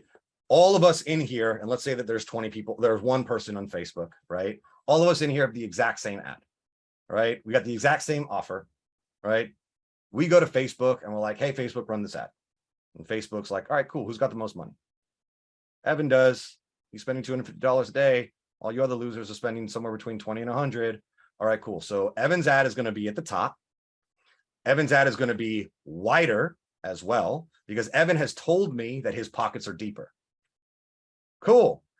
I find out, and by the way, I'm Facebook. I'm taking all of your money still. So I'll take all of your money, but I'm going to make sure that Evan gets the most eyeballs first, right? On top of that, because Evan's willing to spend the most money, his cost is going to be significantly lower. Because at the end of the day, he's going to hand me $250. Cool. His lead cost should probably be closer to $2. While your lead cost at spending $100 is probably closer to 8, 10, 12, 15, 100, right? All because I'm willing to spend more money. So what ends up happening? First hour goes by, we get no leads. Second hour goes by, we get 100 leads. Cool. How much money have I spent? Well, you spent $45 and you still have about $205 left. Evan, what would you like to do? Shut it down. Cool. So now I've spent $45 and I've got 100 leads. You guys have one lead and you've already spent $30 and I've shut my ad down, but you guys are still competing against each other. So at the end of the day, you're going to end up spending all of that money acquiring less leads than I did. And I shut my ads down before I even came close to my budget, right? So Aaron, even for someone like me who needs 12 clients, fuck yeah, especially for someone like you who needs 12 clients, right? Because it's a numbers game, right? And B, it's a willingness to spend more money. And so long as you are watching your budget, all you have to do is say, have I hit my capacity? Have I hit enough volume? Or is this ad a dud? I don't want to spend $250 a day, but I will, especially if I can handle the volume. When we run ads for our gym in session, for our sessions gym, we have to be profitable. We will be profitable with 55 clients. Our capacity for the amount of hours that we want to work are 218. So we need 218 clients to hit our capacity where we are working 6-hour days. If we have 218 clients, we have a $2 million business. 218 clients, $2 million business. Remember what I told you, beginning of this whole thing with this TikTok ad that we ran. In 3 days, we got almost 300 leads, right? We didn't convert anywhere near that because we didn't know what we were doing else. We were just throwing money away, right? We ended up still making 35, 38K, right? But we only converted like 20 people out of those 300. If we had the capacity for 218, we would have had 218 clients within 3 months, like easily. We just don't have that volume. We don't have that time. And we had a shitty lead nurture process, right? So for someone like me, only advertising 1 to 2 days per week like that, let's kind of put that on hold for now, right? The thing is, when we ran our ad, I was looking at my phone and my computer like all day. I was just like, how many leads are we getting? How much money are we spending? I had all 3 platforms open, right? Some of you may remember, I'm going to spend the exact same amount of money on Instagram, Facebook, and TikTok. Within an hour, I shut down Facebook. Within 24 hours, I shut down Instagram. And within 3 days, I had to shut down TikTok. We spent on all 3 platforms something like $380. And we made $35,000, $38,000. It's insane. Absolutely insane, right? So we didn't have to run ads again. That was in February. We didn't have to run ads again until May. And the reason why we wanted to run ads again was we didn't do a refer and receive thing. I'll be honest, my wife is not great at the referral, like asking. Like, I'm very aggressive. She's very nice, right? I'm not nice. You guys know that. I am not nice. Anybody who says that at my funeral, who's such a nice guy, they didn't know me, kick him the fuck out. They're trying to get my inheritance, right? So for me, when it comes to the ask, that's very important. But Brittany also knows, like, I don't really have to ask for referrals because if we run ads for 3 days, we're going to make 30 grand. So she doesn't have to ask that much, right? So we will run ads so long as we are not at capacity. Simple as that. So I don't want to say like you only have to advertise 1 or 2 days per week, but what I am saying is if you start with a 15-second ad, right? And you're like, hey, TikTok, here's $300 for today, right? And you watch it from the moment it goes live and you just monitor it every single hour. You're getting notifications as lead comes in. Within 3 hours, if you don't have a handful of leads, you should shut it down because your ad sucks. But within 3 hours, if you have a shit ton of leads and you can't handle the volume, you should shut it down so you don't spend more money and waste those leads, right? If you can handle the volume and it's rocking, you just keep going, right? I wish I had multiple businesses because if I had multiple businesses, I would spend a shit ton of money on ads. I would make a shit ton more money, right? Now, I'm not trying to make $1 billion like Hermosi is, right? But I love advertising. I love marketing. I love knowing I spend $1, I make 1,000. That's super cool. Like for me, that's just like, how did I figure this out? And why isn't more people doing this? So because we're on the ad, I want to show you guys some things about it. To make it 10 seconds, you can see these quick cuts.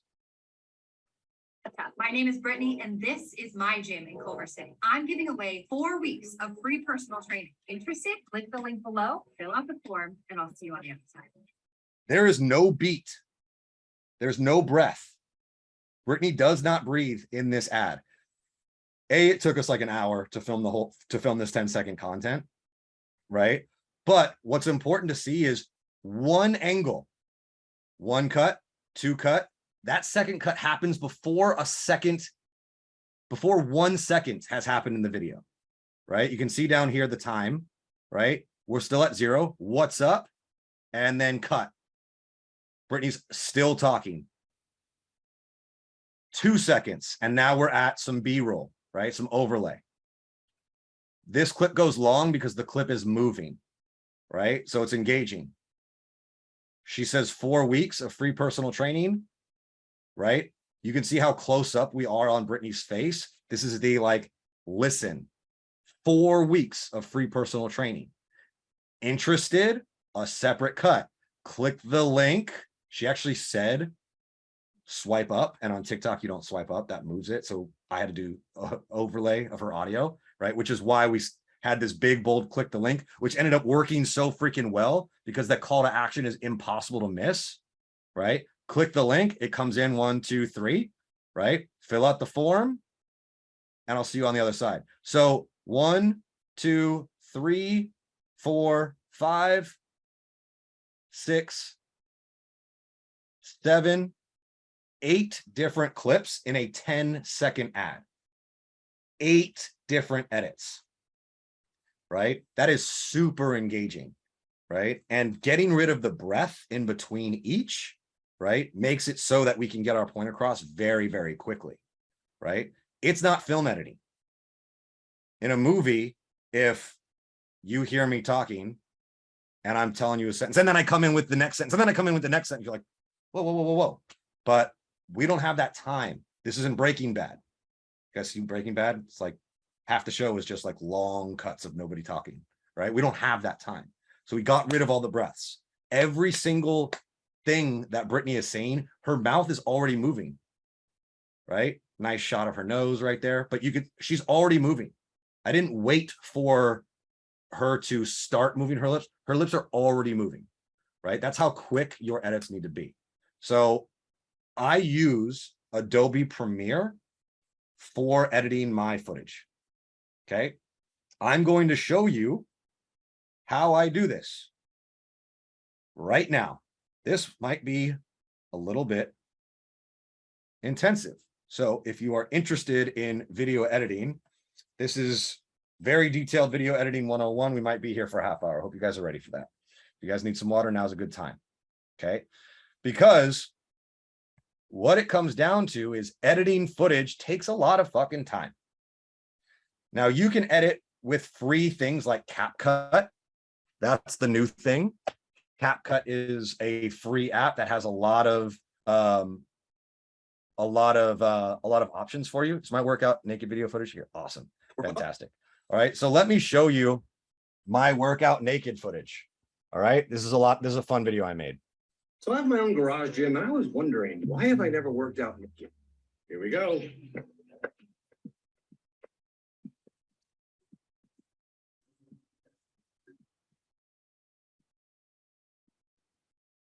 Besides the balls flopping everywhere, I don't see why people don't do this. What are you doing? That's right, my neighbors. That was fun. I wasn't naked, by the way. I was wearing underwear, right? So that was just these overlays that you see here. I thought there was actually text here. You're welcome, Aaron. I thought there was text here. That's actually the blur, right? So if we get rid of the blur, shield your eyes, children, boxers, blur, simple as that, right? So that was a lot of fun. But I actually thought that there was text. So let's look at something with text. All right. So I did this video. Again, I'm tracking my workouts every day, right? I follow the same theory behind all of my video editing. Right now, you're going to notice how quick these cuts are, and then you're going to notice some text. So let's look at this video real quick. Yo, it's day 16 in the month of March, and I've got my monkey feet. So today's workout's going to get a little weird. Let's do the montage.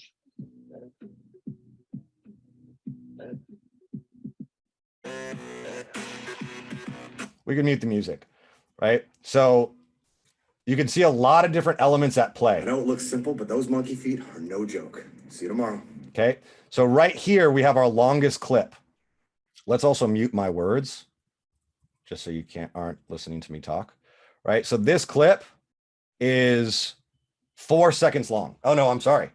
It's 2 minutes or 2 seconds done. It's 7 seconds long. So it's a super long single look at my face, right? Again, I wasn't editing an ad, so there are some breaths, right? But in order to make this more engaging, what do you see? You see me come in with yo, right? You see my text overlay.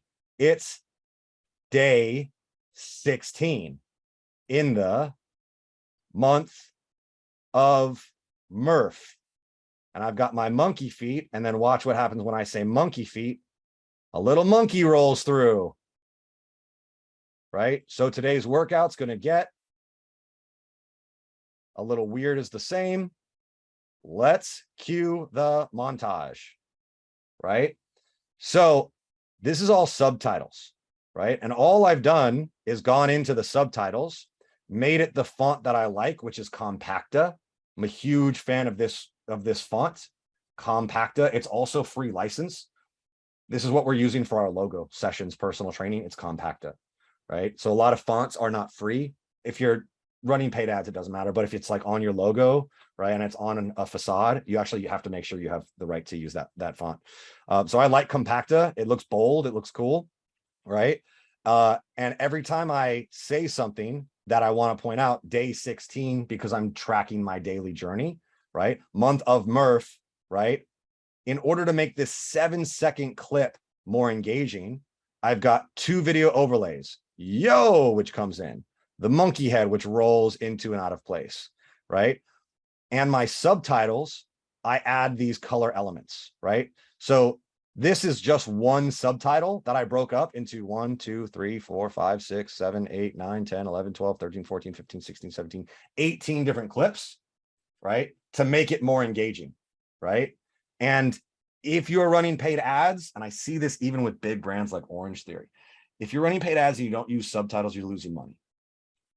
It's like the easiest thing to do. And in our initial program, I taught you guys to use Rev, because what you could do with rev.com is send your video to them. They'll automatically send, within a couple hours, they'll send you your subtitles, right? And it was like, I think $1 a minute, might be $2 a minute now. So like super affordable, right? And there's no limit on what you could do. And that was helpful, but the CRT file, the subtitle file, was not editable. So I would throw those over onto my ads so that they were more accurate instead of letting Facebook or Instagram do it automatically. Jared, we'll get into that in a second. But once I wanted that creative control, I knew that I had to do this more manually. And so I discovered this way too late. Adobe Premiere has its own transcription service, which comes with the cost of Premiere. If I post a reel on Facebook, does it show up in my feed? Yes and no. It's up to you. It's an option. You can choose it to, or you can choose it not to. And so I just go in, I edit it here, right? Day 16, right? Change whatever I need to. Boom. And then I pop it up here. I make the appropriate adjustments. Now notice the text placement for this particular video. It's here. On TikTok, let's just undo this. In particular on TikTok, this is a no-no zone, right? Here is where the text goes, right? Here is where a button goes. Here is where your little face goes, right? Over here, here's the brand name, right? Or the username.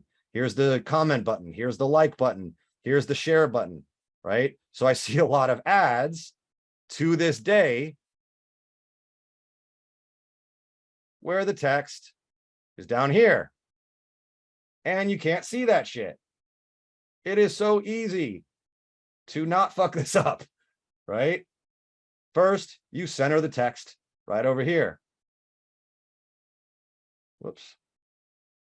Let's go up, right? So there's up, there's center. Cool. I don't want to cover my face, so I bring it down. That's it. I know that that's going to work fine, right?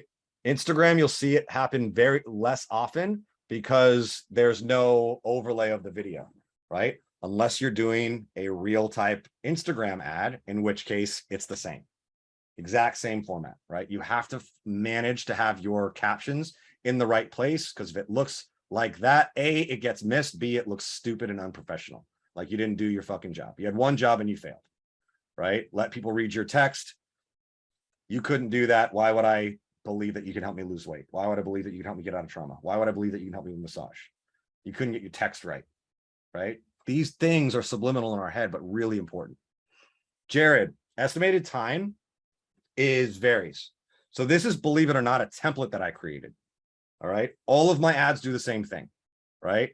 I have a 1 second clip here, and I've got 1, 2, 3, 4, 5 of them. I've got a little intro here, and I've got my outro. The stuff that doesn't change, as you can see, is the text overlay here. 2-mile bike, 100 bent knee hip flexion, 200 knee raises, 300 knee extension, 2-mile bike, total time, and then this see you tomorrow little victory sign, right? So I created this template so that I can always use it when I'm going to, let's say, day 16. So we're going to create day 17. So we'll duplicate this. Day 17. Open this up. All I have to do is delete the footage and the text. And now I upload my new footage. I do a quick little cut. And the beauty of it is my music's already queued up, right? I know where the drop is. It's right here. Oh, you can't hear it. Oh, wait, did I mute it? Oh, I muted the sound, right? So I know that the drop's going to be right there, right? All I have to do is arrange it. And maybe if, I talk less in this video, I just take all of this shit and I move it this way a little bit. Super simple, right? But the drop is always in line with these text overlays, right? So I never have to edit any of this text, right? All I really have to do is double click and say 2000 meter row. Boom. But I don't have to edit anything else. Super simple. Right? So creating the template took me a little bit of time. I had to find the music that I liked. And another reason why I do everything in Adobe Premiere is that it has an audio library. So I can browse, I don't know, mysterious music.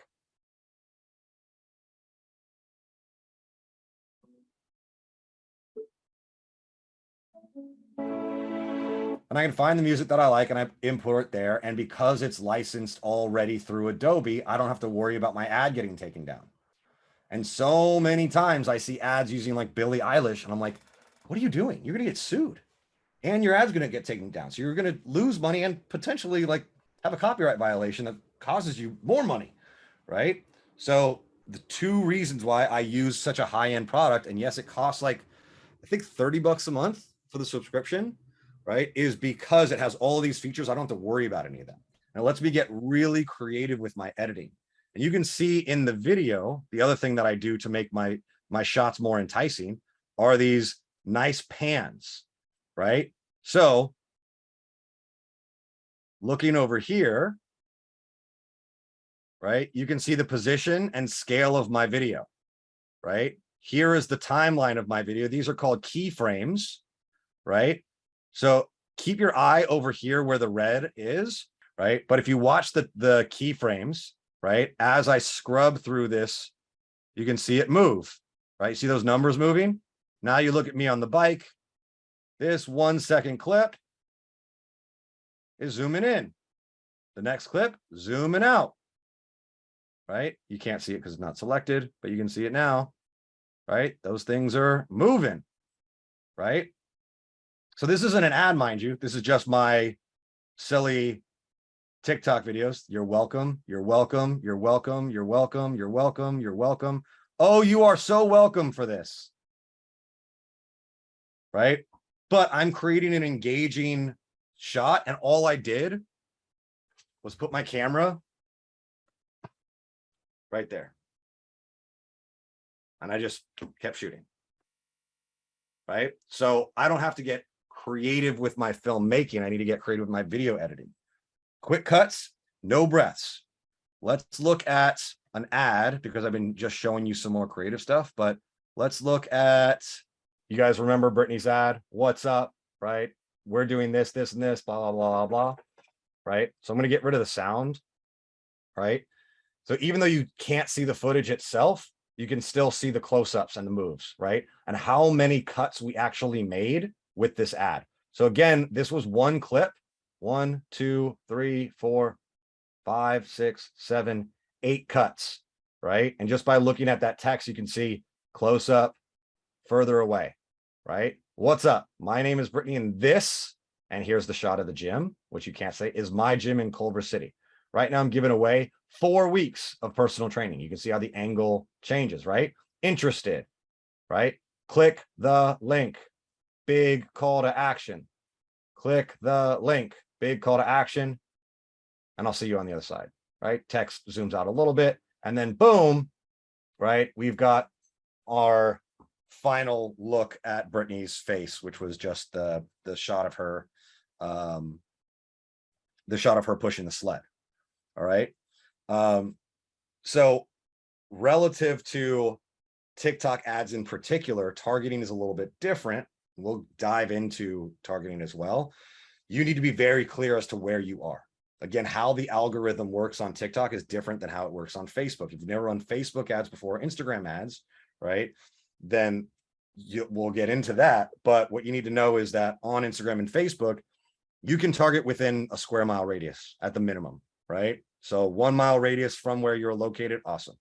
TikTok, you can't do that, right? If you're not in a big city like Los Angeles, you're targeting via DMA, digital marketing area, which is why it's really important in your ads on TikTok that you say where you are multiple times. We say it in the beginning. What's up? My name's Brittany, and this is my gym in Culver City, right? Our ad said 4 weeks of free personal training in Culver City, right? The last shot of the ad said, Look Like Limited is located in Culver City, right? We don't give away our address on our ads because our business is at our home, right? But for Sessions Personal Training in Culver City, when we run these ads, it's going to say Sessions Personal Training is located at blah, blah, blah, Washington Boulevard, right? In Culver City, right? So even though we're targeting all of Los Angeles County, right? So all 10 million people in this area, just by saying Culver City, Culver City, Culver City multiple times, the algorithm gets very, very good very quickly at knowing where to target, right? In the 2 times that we ran this ad, only 2 people out of 600 people that we talked to, only 2 people said they weren't local. 2. And not local was West Hollywood, not that far from us, like 8 miles, but we're in Los Angeles and like 4 miles is a little too far, right? So the only reason we were able to do this is because we continuously said Culver City, Culver City, Culver City. And the fact is, if you click on the link and you're like, oh, I'm in West Hollywood, it's like, bitch, you saw the ad said Culver City. You know you're not going to drive to Culver City. There's 10 gyms around you. What are you clicking our ad for? Like, oh yeah, I forgot. Right? So it becomes also a verbal cue, not only from a targeting back-end perspective of we need to get the eyeballs in the right area, but also from a user space, like, oh, I know where Culver City is. Suggesting with targeting to niche online. Yeah, we'll get into that. So, question about posting. If I post to IG and it automatically ports to FB, is that a problem? Nah, meta platforms are the same. But I wouldn't go TikTok to Facebook. I wouldn't go TikTok to IG. Now, that being said, I do it every now and then, right? I will post to TikTok and then post it in my Instagram stories because I don't care, right? But if I'm putting this much effort into a video, right, on TikTok, I'm not going to do that, right? If I'm just doing a little TikTok on my phone, I'm not importing it into my video editor. Yeah, I don't care, right? Content's content, doesn't really matter. It's gonna have a TikTok watermark, but that's fine. But if I'm creating something for the platform, I'm going to switch the creation process. I'm going to say this one's for TikTok, and then I'm going to post it on TikTok, and then I'm going to upload a different one to Instagram. Because TikTok doesn't want you promoting Instagram and meta platforms, and meta platforms don't want you promoting TikTok. So the good ones are going to go viral no matter what. Like it doesn't matter if it has a TikTok watermark on it. But for us, people who aren't going to go viral, like do the extra step, the extra 30-second step, and like not port from one platform to the other. Instagram and Facebook are the same platform though. We call that meta. So it doesn't matter. All right, I'm going to go into the chat real quick. So Jared, how to make a bomb ass ad, structure flow and writing great headline, copy hook offer, any tips on how to tell your story, step-by-step process, get out of your head and onto paper. So, and Chase, this goes into obviously my editing suite, Adobe Premiere, most powerful thing you can use, free licensed audio, free captions that you can then edit to make however you want, right? how to make a bomb ass ad, right? You keep it short for short form, you keep it long for long form, you do all of it. We've talked a lot about that so far, right? Chiropractor jacket on a golf course, less about the chiropractor, more about the benefit, right? A 10-second ad, you can't be super sexy, right? You guys who have been with me before, sexy is not lingerie, sexy is just like exciting, right? You have to just be straight to the point, which is why for our ad, straight to the point was a 10-second clip edited for over 8 different clips, right? Zooming in, zooming out, right? Video overlay of the gym. So you know that we're not just a random person, right? Giving some context as to what our offer is, right? Cool copy, cool captions, right? Not just the automated captions, cool, colorful video overlays, that rolling monkey head, right? Super simple stuff like that can create a really good reason to click your ad or just to watch the whole thing. And this is how you're getting charged. That's what's most important to recognize. If somebody sees your ad and they keep scrolling by, that lessens the, what's the rating? It lessens the engagement ranking, the quality ranking, excuse me, right? On any platform. I saw the ad, I continue to scroll. Your quality ranking goes down. Cool. Evan's willing to spend $250. You're willing to spend $100. Evan's ranking is also higher than yours. So now your cost has doubled. Evan's ad is better and he's willing to spend more money. Your ad sucks and you're willing to spend less money. Sorry, broke, shitty video editor, you're going to get really shitty leads and it's going to cost you a lot more money than it's going to cost me, right? So if your quality ranking is low, right, because people aren't watching it for more than 3 seconds, those platforms don't want to show that ad because their whole purpose is keep you on their platform for as long as possible, right? So shitty ads get downvoted and downranked rather, and they end up costing you a lot more money. Why isn't my ad working? Not spending enough money or it sucks. And if my quality ranking is low, people are going to see it, but it's going to be after 45 minutes of scrolling instead of 45 seconds of scrolling, right? That sucks. So having all of this stuff available to me in Adobe Premiere is which is why I choose it, right? The other thing about TikTok ads in general, Jared, what you should know, what everybody needs to know is like your space is limited, right? Your time, your attention span is limited. And so when it comes to the ads that you're creating on this platform, your text, your headline can only be something like 100 characters, I think. And I try to keep it under 50. I don't want people to have to press to see more text, right? So the headline is just the offer on TikTok. 4 weeks free, Culver City's 4-week free personal trainer, right? That's it. That's all it says. Facebook and Instagram ads, you have a description, you have a headline, you have 3 things where you can put text, right? You have your body, you have your headline, you have your description, right?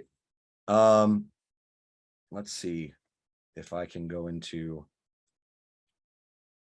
my ad account on Facebook. This is where we'll get into some more of the copywriting type stuff. Now, as we dive into the platform itself, what you need to know is that Facebook and TikTok actually look a lot alike when creating the ads. Facebook's a little bit more powerful. TikTok's a little bit more user-friendly.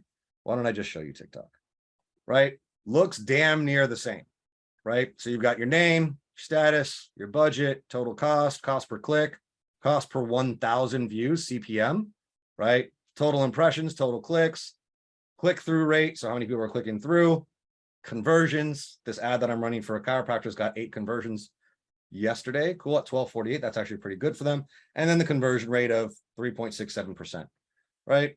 You can edit all of those things, but it looks pretty much the same, right? You've got, is it delivering? What's the strategy? What's your budget? How many results? How much reach? How many impressions, cost per, blah, all that stuff, right? So if we go edit this campaign, you can see our campaign objective over here is lead generation. Now I'm going to toot my own horn for just a second. Okay. I have typically said I am not the smartest man in the room, but I recognized very early on that lead forms on that kept people on the platform were going to get me better results, right? I 100% believe and know, relative to the many other coaching programs I've been in, some of you who have been in them as well, they were very much against lead forms. But I kept thinking, why would a platform perform better if I'm sending people away from the platform? And the reason why we were coached, and a lot of people continue to coach it, is because it's not about your volume, it's about your intent. Great. Would you rather have one good lead or 10 leads that you're not sure are good or bad? I'm going to go for 10. Because if it costs me the same amount of money, I can be better at my nurture process. And so I have always chose lead forms, even when I was coached to do the opposite. Facebook then got hit with Apple's 14.0 update, iOS 14, which prevented third-party tracking software. Apple said specifically to Facebook, fuck you. We're going to focus on privacy for our users, and it's going to cost, and it's going to force you to take a hit. It cost Facebook $1 billion in advertising revenue when that happened. $1 billion. Because people were so used to that conversion event. Not me. Didn't cost me shit. Now, you know what they teach you in Gym Launch? You know what they teach you in Tanner's program? I'm in Tanner's program, by the way. If you guys know Tanner Chidster, he's a great dude. They teach you to use fucking ad forms. Great.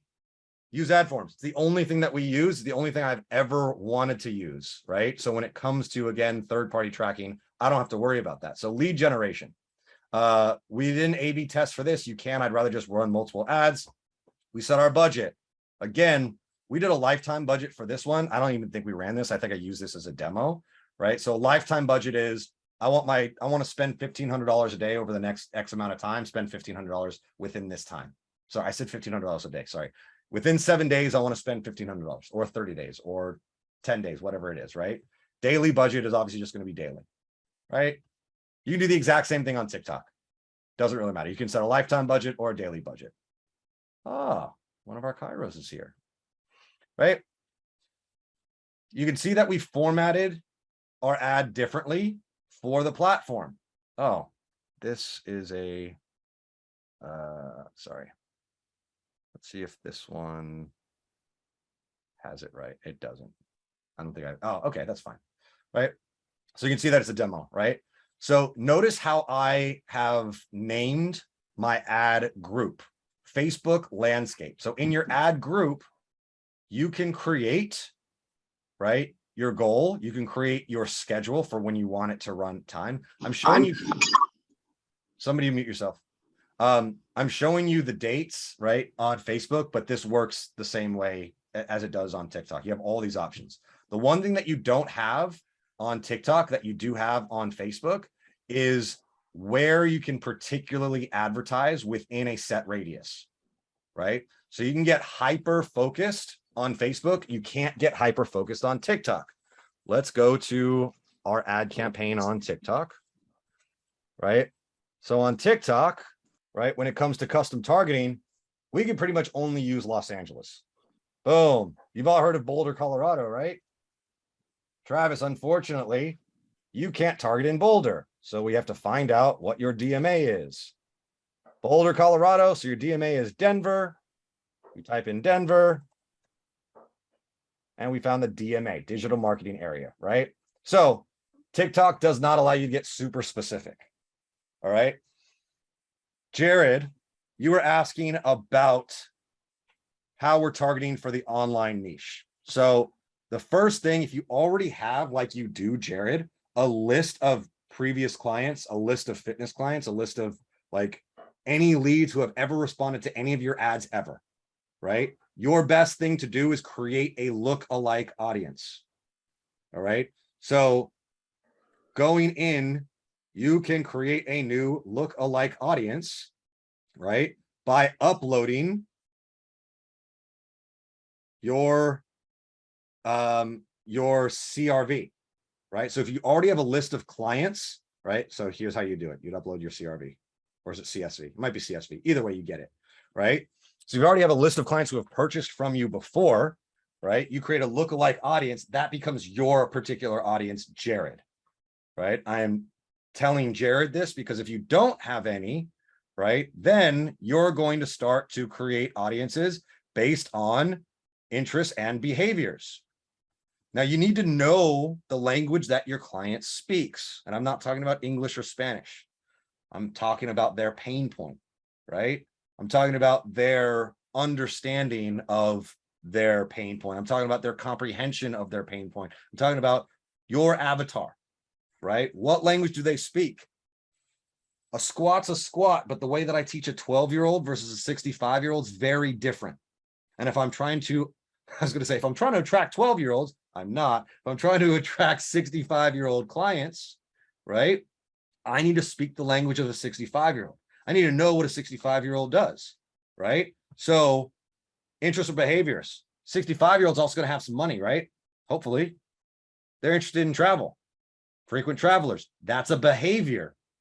Why a frequent traveler? People who travel have money. Cool. Behavior. Awesome. I don't know, Lamborghini. Yeah, that's an interest. Cool. Fitness. Cool. So I'm going to find a lot of these behaviors and interests that are high value for my potential buyer, right?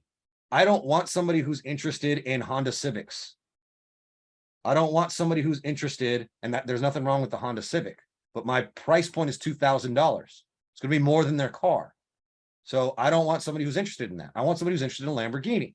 Now, if the price point isn't that expensive and you're trying to attract people who are interested in Honda Civics, just don't put Civics. Like, you don't need that, right? It doesn't matter. But if you're trying to get more specific, you got to understand the language of your client avatar, right?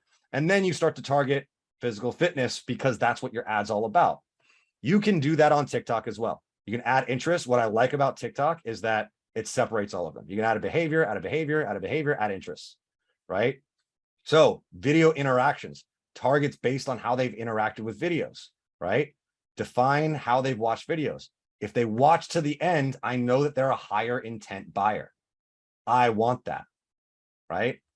That's awesome. Maybe I want that, right? Depends on it. If they watch the end, that's probably going to be the best thing. I don't really want people who comment on my videos because most people who comment on ads are idiots. Straight up. They assume that somehow the person on the ad is getting it when most likely it's just nobody's seeing it, right? So anytime people comment on a video, it pisses me off because I'm like, you're wasting your breath. Don't comment on ads, right? But if you watch the whole thing, awesome. I want that kind of behavior. That is a high intent behavior. Creator interactions, right? Define how they've interacted with creators. Cool. If they follow them, that's a high intent behavior. I want that. Hashtag interactions. Cool. Now I'm looking for fitness. People have interacted with hashtag fitness. Awesome. Right? I've got a garage gym. I'm selling the garage gym revolution now. Cool. Garage gym. Right? You do all of this stuff on, I don't know why it's not popping up because I know hashtag garage gym has like 6 billion views, right? You do the same thing here, right? Understanding your language in your ad is really important for attracting the right people. If you are starting fresh. Any standard on how many interests work best? No, not really, but I would say more than a few, right? You can see here, it says estimated audience size is 140 million. I don't want that, right? So I can adjust my age range. So Jared, I know that you're working with firefighters and people who are pre-firefighter, right? So let's say 26, right? To, you know, probably not attracting 65-year-old firefighters, but probably like 45. All right, our audience size has decreased by 80 million people. That's good. All right. So you also want to make sure you switch your audience size by male and female, right? So I'm going to run one for men, one for women. This is not to bias the ad. It's the exact same ad.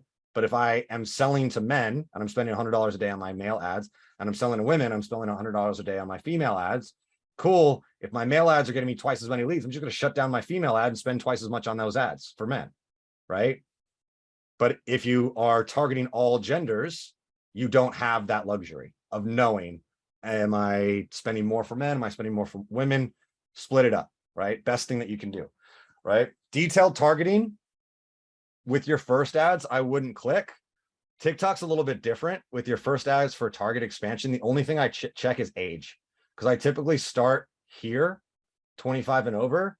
But once TikTok has reached all of these people, then it's going to target age. But I definitely don't want to click gender because I am separating those manually, right? Interests and behaviors you could do as well if you are not getting the amount of volume that you want. But most likely, if you're seeing these numbers, so again, this is local, this is just Los Angeles, right? Or you're seeing these numbers over here, you don't need detailed targeting. You probably need more interests, right? Inside here to target better. So you're not spending money trying to attract 30 million people. You need 100, right? Last thing, we talked a little bit about this on when it comes to your organic stuff, not using TikToks on Instagram, not using Instagram Reels on TikTok, separating the two, even just making the same video, putting it on your phone and then uploading them separately, like simple as that. When it comes to how you advertise on Facebook, there are a ton of options, right? Apps and sites is something that I really want somebody who's in here to test on a dating app, right? I work with one personal training client right now. I trained him for free. He sold his business to Facebook for $30 million. He is a very smart young man. He told me, why are you not advertising on Tinder? It's like, why the fuck am I not advertising on Tinder? That's the best thing ever. He's like, yeah, make a Tinder ad and then nobody else is doing it. You're going to crush. I was like, that's amazing. We stopped running ads though for our business, so we never got to do it. But you can run Tinder ads here. I know, Jared, right? Right in here by clicking audience, apps and sites. And I believe you can choose which sites here. If you can't do it on Facebook, you can do it through Google Ads. You can actually type in Tinder on Google Ads and only run ads on Tinder, which is awesome. Right? So you can create Tinder specific ads or other app or website specific to each site, right? So if you know that your audience is on Tinder, right? Looking for single women in their area, right? Hot single moms in your area on Tinder swiping, you need to be advertising on Tinder, and you can do it through Facebook and you can do it through Google Ads, right? We're not going to go over Google Ads today though, right? But what's really important to know is as you see the adjustment over here, all of these ads are different sizes, right? So Facebook ad is either square or vertical, 4x5. Instagram feed, square or vertical, 4x5. Marketplace, the same. Video feeds are going to be different. Right column is going to be different. This one is a video, so we can't place it here. Instagram shop going to be different. Do not run a formatted ad that is a square in your stories, right? It's showing you here. We recommend full screen videos, 9x16, right? If it shows you that, do not run a square ad. It looks ugly. People don't want to click that stuff, right? So just understand the format of these ads and do the right thing, right? On TikTok, a lot, I will see people with square ads, right? So the TikTok screen, if you open your phone, right, 9x16, right? Here's 9x16. And I will see shitty ads that are just cropped here. And so you have this black border above and below, right? And because they did this on Facebook and just put it over to TikTok, they've got their subtitles down here so nobody can see it, right? And they've got a shitty ad that is wasting them money, right? Knowing the format is really important. Stories need 9x16, right? Reels need 9x16. TikTok need 9x16. When it comes to feeds, Facebook and Instagram, squares or 4x5. Cool. Just understand the format. Any questions on ads? I don't think we need to, I guess we didn't dive into the creative aspect, but we already did that with editing. Let's do one more thing. So again, on TikTok, right, we look at our ad itself, ad name, created a custom identity, right? So you don't need a business page for TikTok. I can create any new identity I want, right? So, right, this group is awesome, right? And the ad will show up as this group is awesome, right? Brittany doesn't have a TikTok. So we created a custom identity. We can create as many custom identities as we want.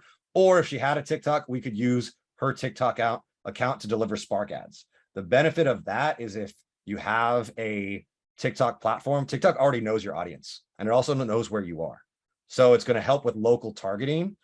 If you run Spark ads, just use your own TikTok account. But if you don't worry. We still crushed it, right? Text 100 characters, right? Come train for us for free, right? If I could do this over, 2 things that I would change. I would change up the copy on the ad, right? So you can see, what's up? My name is Brittany and this is my gym in Culver City. That would have been 5 lines, not 2 lines, right? What's up would have been thing. My name is Brittany would have been one thing. And this would have been one thing. Is my gym one thing in Culver City, right? I would have had, 5 different text overlays instead of just that one text overlay. And here for the text, it said, come train with us for free. I would have added in Culver City, right? And you can see here, 100 characters. You can see all of it without having to go anywhere, right? However, I've only used 42 characters here. Let's say I add a couple more words. Ladies. Oh, see, I just typed ladies and now you can't see all of it. I don't like that. I want to be able to see all of my copy in the ad. Right? You seeing what I'm saying? I'm looking at 2 things. I'm typing in one area, but I'm looking where the blue is. Right? So I want to make sure that I see that. What I like about TikTok is it requires you to work within a very small box. Right? This is what I don't like about Facebook, even though the targeting's better, is you got primary text, you got headline, you got description, right? And so you'll see ads where this is the primary text and it goes on for fucking ever, right? You get the call to action button that you can change. I typically just click get offer, right? Here's the headline, and then you can have a little description right above it. There's so much stuff going on Facebook ads, and this can work to your benefit or detriment. When we ran ads on Facebook and TikTok, however, we had the exact same thing because I wanted to test with as much uniformity as possible. So our TikTok ad said, free training, come train with us for free. So all our ads said on Facebook and Instagram was, come train with us for free, right? I utilized TikTok as my baseline for what I was allowed to do on Facebook because I was running a test. I did not want to have multiple variables for me to be like, oh, well, on Facebook, I was able to say these 30 sentences. It's like, nope, I need to test with as much uniformity as possible to make an actual judgment on what worked and what didn't work. When it comes to writing bomb ass copy, Jared, right, as one of your questions, like I am very much about creating as minimalist an experience as possible, right? Especially if I'm using forms. Now you can see our forms here, right? Oh, this is our golf fitness secrets form. Let's use our TikTok form. All right, so use the exact same form on TikTok as we done on Facebook, right? Here's the form. The headline, as you can see, says, you're awesome. Now let's get a jump start on your fitness goals. If I were to redo that, it would have said, you're awesome. Here's where we're located. Again, algorithm. I just want people to know where we are, right? Online, you don't necessarily have to do that. But in our form, I'm making sure you know where we are, right? 3 questions, name, email, number. That's it. Okay, Jared, I know you're running a questionnaire with 25 questions. That's fine for organic and intent, but for running ads, people are not going to fill out more shit. And I just want volume because I'm going to handle and nurture those leads as well as possible. When we reran our ad, we wanted to make sure that we asked this question. Ooh, we even asked, what's your #1 fitness goal this year? I would get rid of that, right? Available from training, I would get rid of that now, right? But if you're looking to fill a certain time slot, Manny, I know you've done this. Donnie, I know you've done this. Aaron, I know you might be thinking about this. I'm only available, to fill up my mornings. Cool. Our evenings are sold out. Are you available to train in, which of these hours are you available to train? 6 a.m., 7 a.m., 8 a.m. Like you give one extra question and that's it, right? Privacy notice, super simple, right? If you don't have one, you can get a free one. Just Google it, right? And so our privacy policy is here. And then thanks for your response. Can't wait to learn more about you. While you're waiting for us to review our info, feel free to tap that button below to learn more about us. This can be your scheduling link. It can be your Instagram, which was what ours was. It can be pretty much whatever you want. If you want people to go off platform, right? And learn more about you. People that do go off platform and learn more about you, schedule themselves. If you put your scheduling link there, those are going to be clients, hands down, right? People that went off platform, went to Instagram to check Brittany out, ended up following her and then buying, Like that was the thing, right? We're not relying on that happening, but they've already done their job. We just want to give them a little gift, which is like, hey, come check out our cool videos on Instagram, right? If you want to show us how intentful you are with receiving results, cool. Schedule yourself on my calendar. So that's the ad buying stuff that we've gone over. Most, for many of you, this is probably repeat knowledge that you already know, but I'm sure it's valuable for you to see it again. Evan, can you repeat what you said about the questions? What you about the timing? So let's say you only, let's say you're only looking to fill 2 hours in the day, right? The only other question I would ask right now on a lead form is, what time are you available to train, right? And the way that you ask that is by saying, our other times are sold out, or what time works best for you to receive this service or this offer or whatever it is, right? And then the check boxes are the time frames that you want to fill, right? So that'd be the only other question I might ask, and it kind of creates, you know, truth, honesty behind it, right? Hey, we can't fill our 8 a.m. right now, right? So our 7 and 8 a.m. are sold out, right? Are you available to train at 9 a.m., 5 p.m., or 6 p.m., right? You let them answer that. And now when you do your discovery call, like, hey, it's Evan with Strong as a Mother. I see you clicked on our form. Cool. Let's chat a little bit. Also, it says that you're available for 5 p.m. training. Awesome. We got some slots in here. Why don't we get you in? Right. So it just helps you with intent. Now you may lose a lead that way, right? But, oh, they're not available at 7 a.m. That's a calculated risk you have to be willing to take or not take. Okay, so don't ask the fitness goal on that form. Yeah, that's good. I'll do that with a phone call. Yeah, cool. I'm gonna do that with a phone call. Yeah, I noticed that too. I was like, you know, I'm asking that already on the discovery call, so it's exactly okay. Yeah, cool. I had a question in that category too. Donnie, go ahead. Just the technical side of things. If you change a form on TikTok, I think what I experienced is you can't. I think I had to make a copy of the form and add those questions. Is that what you had to do too? Yeah. So once you save the form, you can't edit it. Okay. The same thing's on Facebook as well. So if you were like, ah, fuck, I forgot my photo or whatever, you just have to duplicate the form. It'll populate all the same information, right? So we have to go through it. Zapier or Zapier. Yeah, because it's going to be a new form name. Okay, cool. Right. Okay. So you'd have to duplicate this form. I can't do this right now because the ad is inactive, right? But if I were to just duplicate it, all the same data would pop up and I could just edit it. But yes, it's going to be a different form name. So I'd have to go into my automation system, Zapier, Pabbly, whatever you're using, and then change the form. Cool. All right. So I'm looking at my list. We've covered organic. We've covered in person. We've covered, we didn't talk about retargeting. We don't do a lot of retargeting relative to our ads. When I was marketing the Garage Gym Revolution, I did retargeting ads, but for you guys, B2C, nobody in here is doing B2B, right? Yeah, nobody in here is doing B2B. You don't need to do retargeting necessarily, unless you really want to like hammer it home. The reason why it's hard to do retargeting is when you're using forms, because there's not a big audience that you can retarget to. People have already seen your shit. Just make a new ad, right? So instead of retargeting, use the same audience and just make a better ad.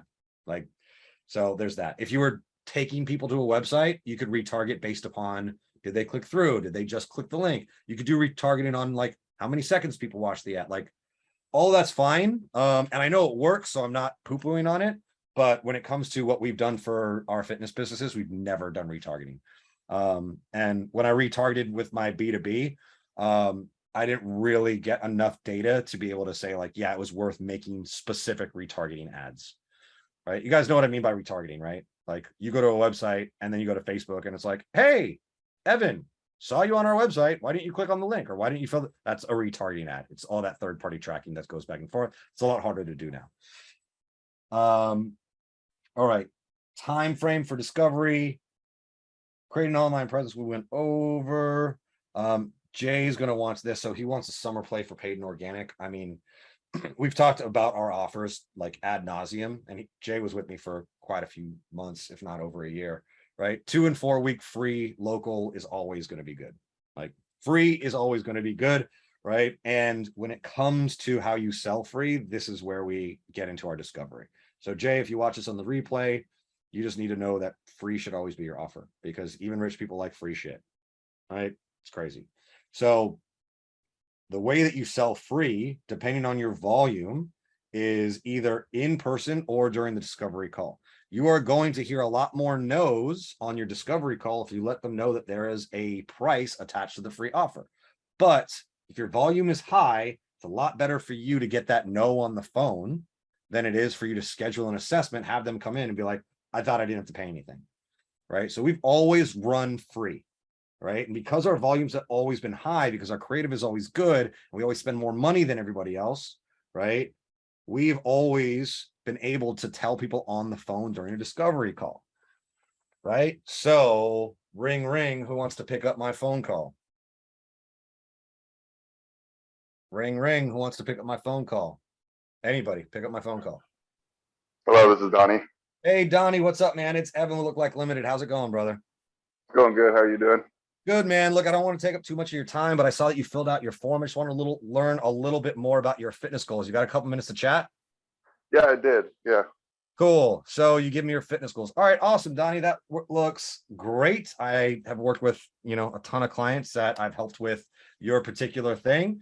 So let me tell you what we do. We do semi-private personal training. That means groups of 6. You're going to get your own fitness program. You're going to get your own nutrition program, and you're going to get your own accountability hour with me every single month, right? Semi-private training allows us to keep our costs down for all of our clients. So we're for sure the best value in the area. It's about $55 a personal training session. Now, we operate based on guaranteeing our clients results. So the only way we know how to do that is by having our clients train 3 times per week. You already told me that you're training twice a week. We're just going to up that 1 more time per week.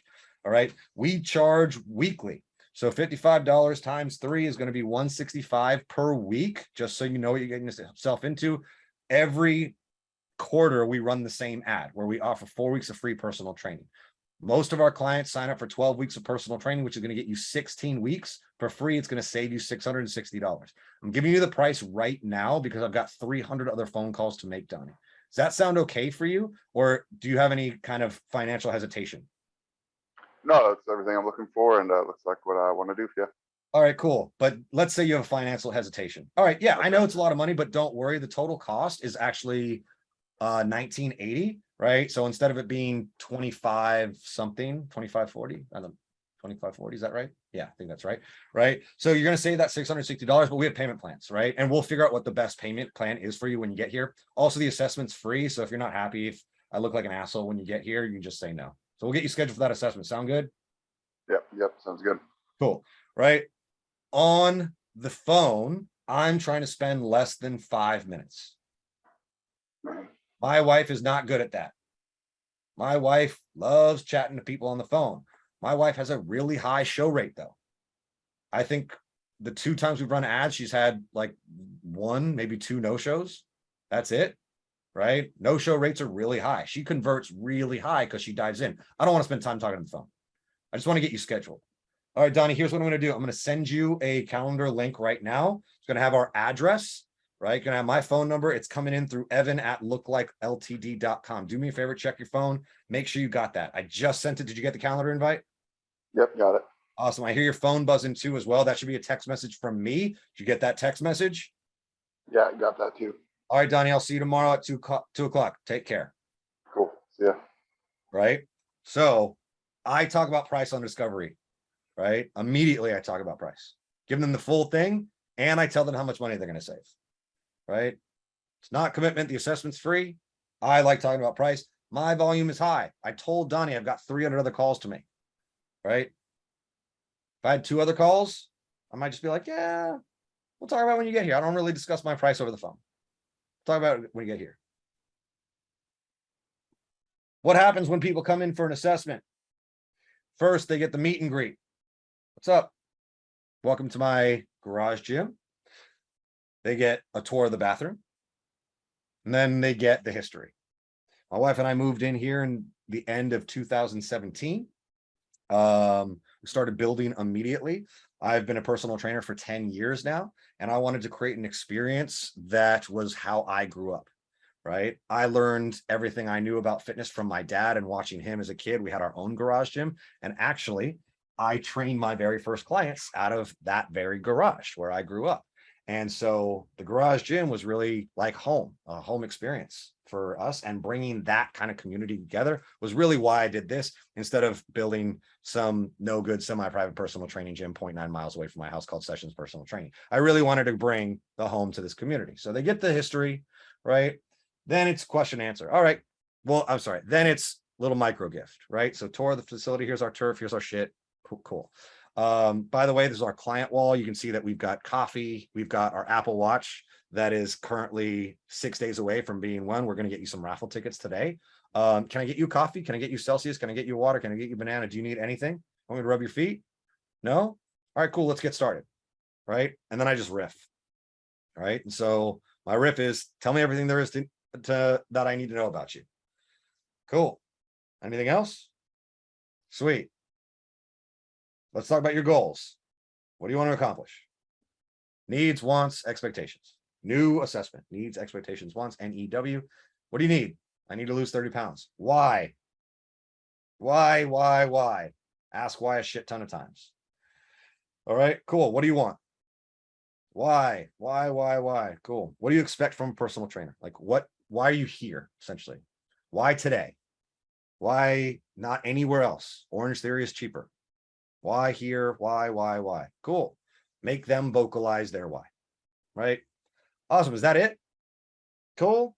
All right, let's do a quick movement assessment. All I really care about right now is comprehension and pain. If I say squat, do you know what that means? Comprehension. Cool. Can you touch your toes? Cool. Can you reach back like this for me? Cool. Those two tests are called multi-segmental flexion and multi-segmental extension, right? All I'm looking for is when we compress the spine this way, does it hurt? When we compress the spine this way, does it hurt? Toe touch, overhead reach, right? Sweet. No pain? Cool. Do a squat? Cool. Looks like shit, but probably load it. You do a push-up. Okay, cool. Do you know what a lunge is? Cool. Do you know what a plank is? Cool. Did any of that hurt? Nope. Cool, we can train. That's it. And Jared, I don't think you know this about me. My first 5 years as a fitness professional were spent with massive amounts of imposter syndrome, which is why I'm probably the most certified trainer you know.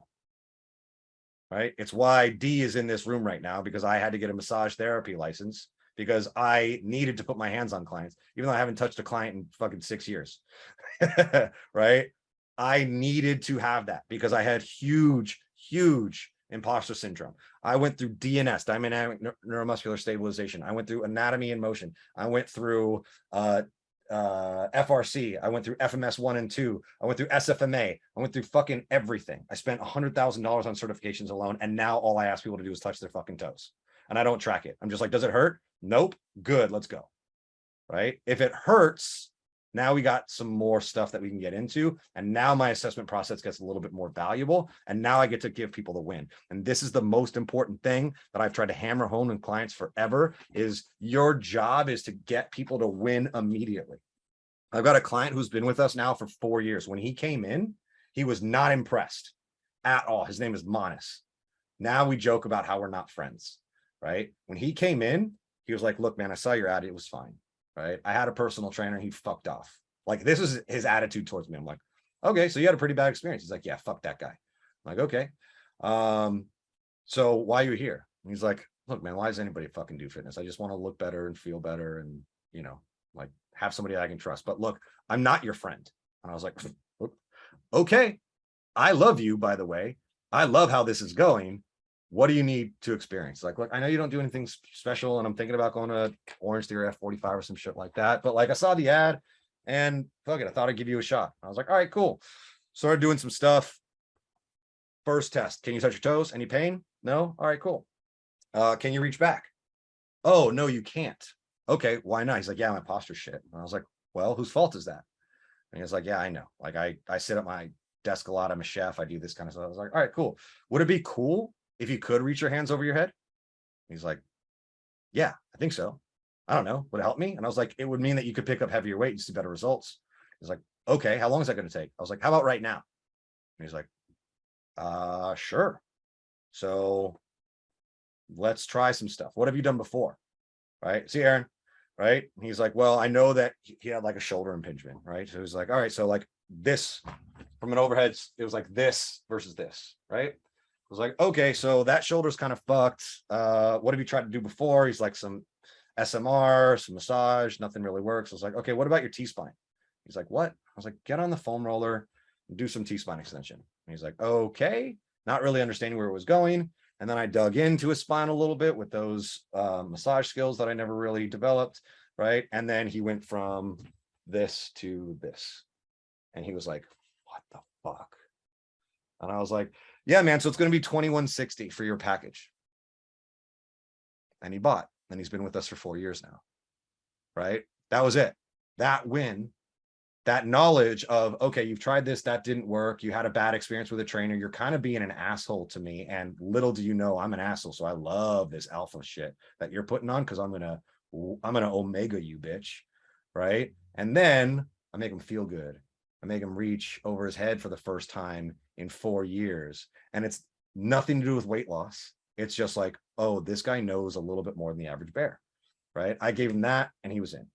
Right. So my assessment process: reach overhead, touch your toes, squat, lunge, comprehension, pain. Only things I care about. If we come across something that allows me to use the $100,000 worth of education that I've acquired over the past 10 years, awesome. I know I'm going to have a client if I have to use it. Right. I know it, especially with a client who tells me they're not going to be my friend. Right. I love that. But typically I'm just very basic. After the assessment process, we walk to the rules. Rule number 1, don't be a baby. Rule number 2, don't hit yourself in the face. Rule number 3, when you hit yourself in the face, refer to rule number 1, don't be a baby. Rule number 4, rule number 5, we go through all the rules, right? And then we go over the schedule. Cool. So we're going to train 3 times per week. These are the times that we train. We go over our cancellation policy and everything like that. What 3 days per week? What times? Awesome. Great. Here's the price point. You're going to save $1,660. Right? Do you want to pay for that in full right now and get it out of the way? Or do you want to do something else? Right? Usually I don't give the or. I never give the or, actually. It's like, all right, it's $19.80 for your package. That's going to cover all 16 weeks. That includes the 6 weeks for free. So you're not spending $660. How would you like to pay for that today? Brittany, it gets a lot of paid in full. She gets a lot of people just like, no, here's my credit card. Cool. Right? If we have to step down, usually they ask, which is really interesting. Right? Usually it's not a like, ooh, that's a lot of money. Right? Usually it's like, could I pay for half and do half now? Yeah, no problem. Oh, do you have payment plan options? Yeah, sure. You want to pay for half? $9.90. Yeah, that'll work. Or can I do like 4 weeks now? And can I pay every 4 weeks? Yeah, no problem. Usually, because we've done our due diligence on the discovery during the assessment, people are buying. Now, Travis, are you still in here? No, Travis is chiropractor. So chiropractors have 2 days of discovery, D1, D2s, because they do x-rays and all other kinds of stuff. And this is really valuable for them as well. It's just like, no bullshit, give them a win immediately. And this is also into the creative ad like making process. It's like, nobody cares about my fucking x-rays, right? But I couldn't touch my toes before I came in, and now I can. And that took 30 seconds. If he can fix me in 30 seconds, I wonder what he can do in 36 days, right? So these little wins are really important when selling service, because they can go fucking anywhere else. And if they can go anywhere else for cheaper, they will. Simple as that. So you have to give them that win. We have covered a lot so far, and we haven't even touched high level. So let's dive into high level. Does anybody have any questions before we do? I switched over to high level way too late. I wish I was using high level before I used ClickFunnels, because high level allows you to run your website, allows you to run a funnel, allows you to do automations, it allows you to do email marketing, it allows you to do text message marketing, it allows you to do pretty much everything without the need of linking things together via Zapier. By the way, if you guys use Zapier and you're only linking your ads to your high level, stop using Zapier. Go over to Pabbly, Pabbly. Right now, Pabbly is doing a lifetime subscription for like 130 bucks. And Zapier can be like $500 depending on how many apps you have. So Pabbly is what we switched over to, Pabbly. I would send you an affiliate link, but I don't think they have an affiliate program because the thing is so cheap. If you're using it for as little as what we're using it for, like we don't need Zapier, right? So one-time fee instead of a monthly fee to do 3 tasks, right? Add to form to high level or to whatever you're using, just use Pabbly. I'm going to drop my affiliate link in high level, and I'm going to let you guys know right now, if you don't use high level, you should. If you use my affiliate link, I'm telling you this for a reason. I don't do affiliate marketing. I could give a shit, right? But high level is 97 bucks a month. If you use my affiliate link, I get 40% of that.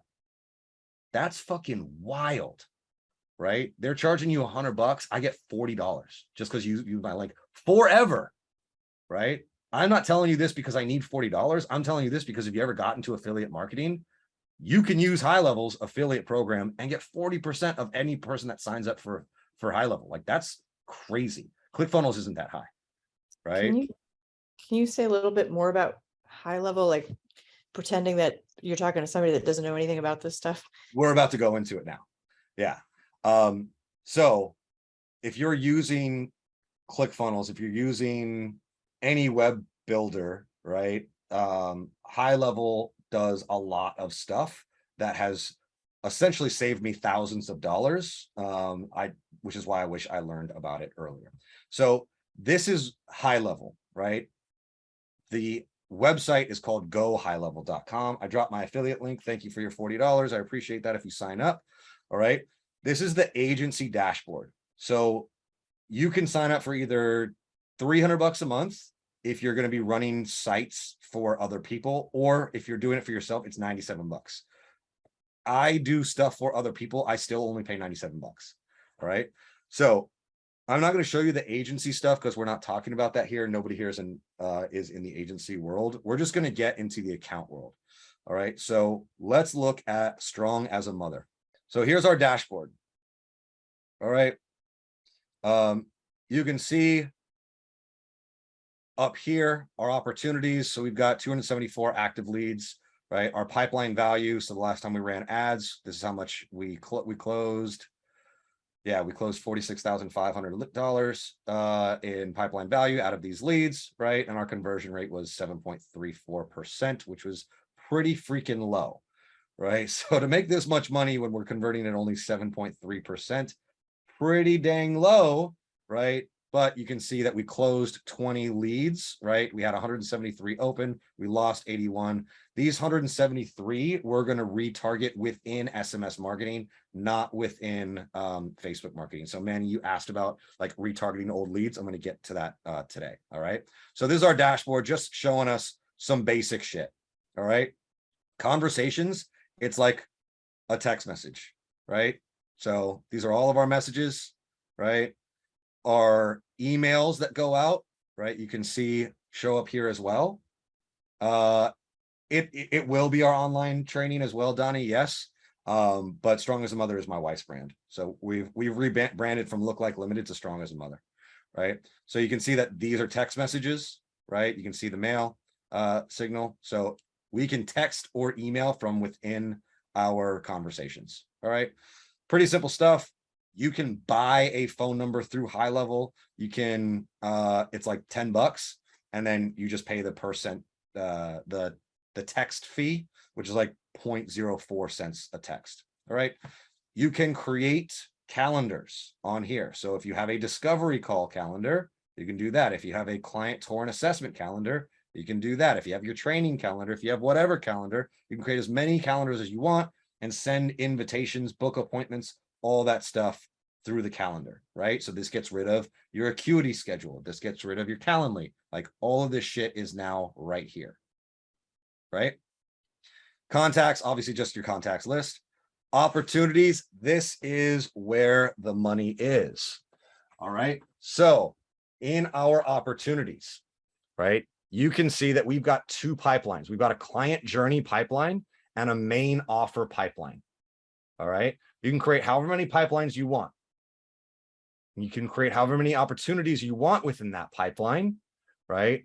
What's important for us, especially as we dive deeper into online branding, is having an effective client journey pipeline that has automations tied to it, like emails and text messages. So here's our pipeline for our lead generation. So we call this our main offer pipeline. Anytime a lead comes in, they get entered into the new lead. Let's start using the pen. They get entered into the new lead pipeline. All right, they go here. Once that happens, they immediately get a text message, right? If they respond to that text message, they automatically get moved here. And then a different sequence of events happens. I'll get into what happens in the automation shortly. All right. If we call them and we leave a voicemail, they get moved into this pipeline here, right? If we do a retargeting text message campaign, we move them here. Call link sent. Our retargeting is, hey, you missed us the first time around, but we're giving away another 4 weeks of free personal training, right? If you want to take us up on this offer, here's the link to my calendar, get on it, right? That's it, right? And so we'll send them a link to our calendar, and that will be our call to action, right? If they end up booking a call by themselves, they automatically get booked here, right? If they end up booking an assessment after the discovery call, we move them into the booked assessment. If they no-show us or they cancel the assessment, they move here, right? If they buy, we close them, we move them here, right? If they're a maybe, we have a maybe pipeline, we move them here. And we do a lot of this stuff manually. So like the sales itself have to be inputted manually, right? But most of it is just automation, right? Like they respond automatically, high level moves it there. We leave a voicemail automatically, because we're leaving a voicemail through our phone, high level moves them here. If we send them a call link, automatically high level moves them here. However, if they book assessment, obviously that needs to be done manually. So Travis booked an assessment, I move him over here, boom, he's good to go, right? And he gets a different type of automation, right? If he no shows, I move him here, and then he gets a different type of automation, right? If I close him, I move him here, a little party button's going to pop up, right? Oh, it didn't happen. Usually it gives me like little fireworks, which is kind of cool. And then I'll set Travis's value so we know how much money we made. All right, let's just say it's $2,000. Right? Cool. Now my pipeline is updated. Right? If he didn't buy, maybe. If I don't sell him, no. If he no showed me, I move him here. If Travis is an asshole, I know never to speak to him again because I move him to the bad fit, too far, or hell no column. Right? So this is my pipeline. Setting up a pipeline makes it really easy to track your leads at all times, right? Knowing exactly where people are at all times allows you to also create automations for specific pipelines, because I can create an automation or a message for just people who have no-showed or late canceled. I can send everybody a text message, right? I can create a new automation where they go back to the beginning, right? So this is a really powerful tool. Let's go into automations before we go into sites, unless you guys have any questions based upon the pipelines that I showed you. Yeah, I had a question just on more of a workflow thing. Like if you were to do more remote, like a remote consultation, do you ever do you always do high level to your desktop, or will you just like update high level later when you get home? Or is there a mobile, will you do it like a mobile high level? If you're using an iPad, yeah, but if you're using your phone, not really. You just kind of will take the consult, take the phone call, get them booked, update it later when you get home. Yeah. Cool. Yeah, that's just something I'm just new to me on sometimes trying to like balance the consults, you know. Yeah. Just like life. Yeah. So cool. Yes. Is there a way to, I know usually on your initial consultation with them on site, that's when they pay. Is there an option on high level for them to pay, like book the appointment and like pay for a series, like a package of appointments? Yep. So you can connect high level to Stripe. Okay, only Stripe? I think you can connect it to Stripe and PayPal. Okay. So this would replace like Some of the other ones you mentioned earlier. Trying to Yeah. remember. Dubsado and things like that. Yeah. And I'm working with Jared right now as well. Jared's looking for simplicity in his process. And one of the things that Jared is using, you're not using DocuSign. What'd you say? Oh, using JotForm for signatures. And Mm. 100% positive that you can create a signature form on high level as well. Right. It would be included, not, you wouldn't have to do an extra thing. Okay. Yeah. So like when Jared and I were chatting earlier this week, I was like, hey, I need you to list out all of the services that you're utilizing to see where we can save you money. I was like, Yeah. Jot forms, like $15 a month. It's not that much money, but it's $15 you don't have to spend because more importantly, it's all in one place. Hell yeah. Right. So by getting rid of, what was it? ClickFunnels, potentially Jot form, like all these other things. It's not just, okay, I can save, 15 to $250 a month. It's everything's in one place, right? We don't have to use DocuSign anymore. We don't have to use a third-party payment process. Like it's all here and it's also being tracked and monitored. So it's a really powerful tool. And this You do run your payments, you run payments through it? We don't, but that's because our training is in person. So we swipe a credit card through Square, right? Okay, yeah. Right now I switched over to Trainerize and it's working pretty well, but Yeah. how do you get the data over to high level? Money data. You connect your Stripe. So if you're using Stripe here, right? Yes. So our Stripe is connected here, but we don't use it because we actually use Square for our in-person training. But for online training, right, we can connect our Stripe account and all of the invoices, orders, transactions, right? All of our products will show up here. Obviously, Okay. we just don't use it because we have a credit card swiper and people pay in person. But Right. online program, this is what we would do. Cool. Yeah, the Trainerize app, actually it is Stripe. They just Yeah. process through Stripe, so okay, Yeah. cool.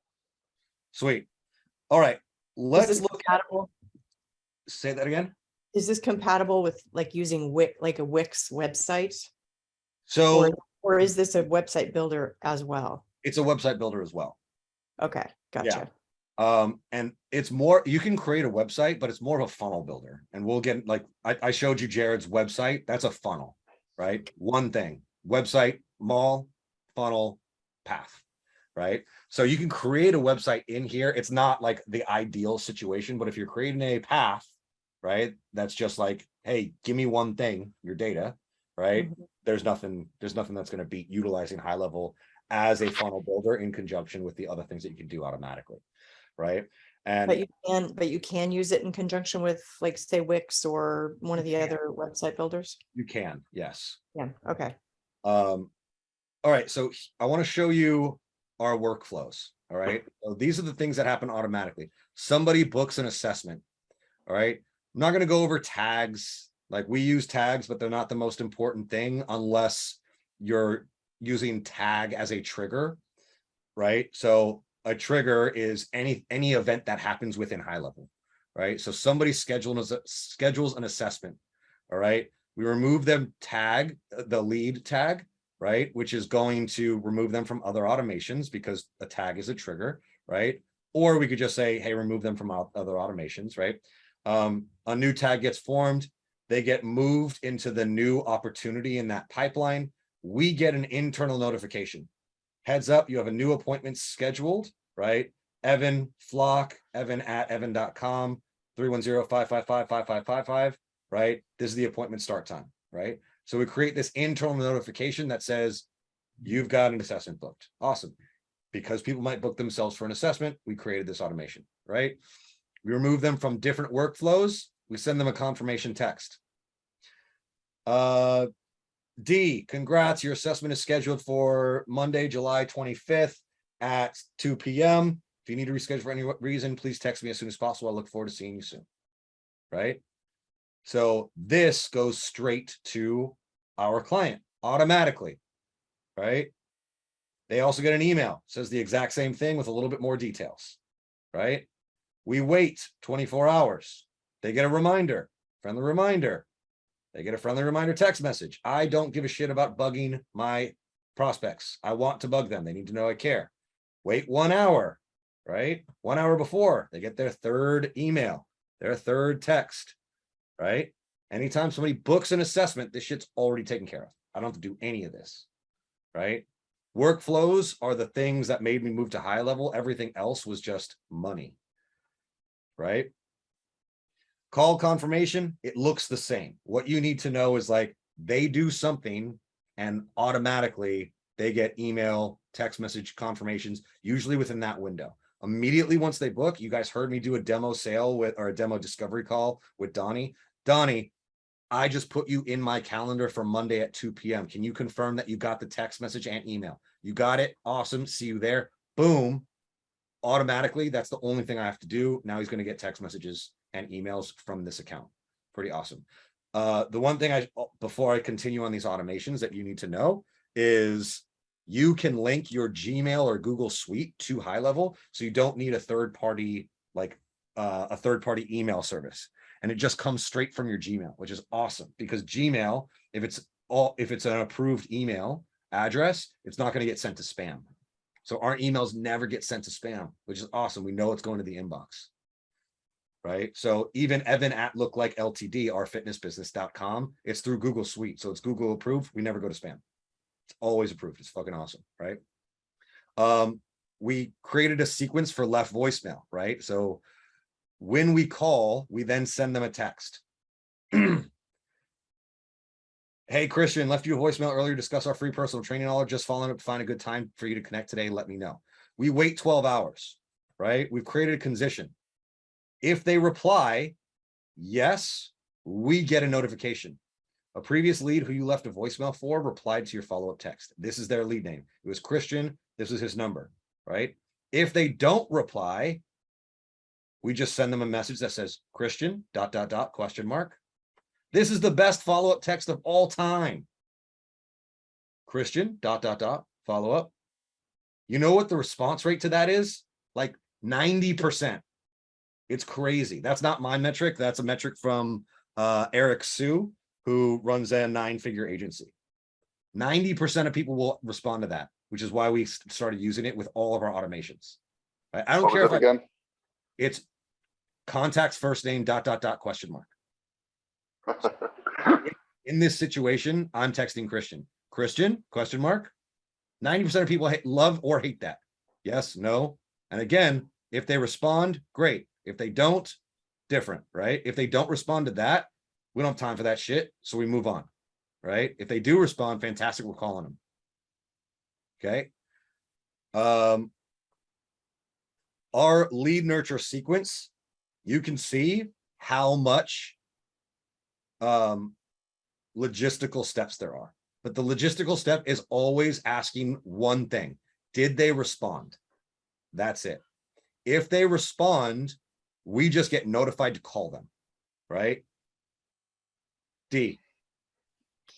So just so I'm clear, are all of these processes something that you had to build when you were creating your site, or are these kind of built in, or there are things to choose from, or how does that work? So I built these ones that I'm showing you, and Okay. High Level has recipes already set up. Gotcha. Okay. So they have templates, but you can customize it based on your own business. Correct.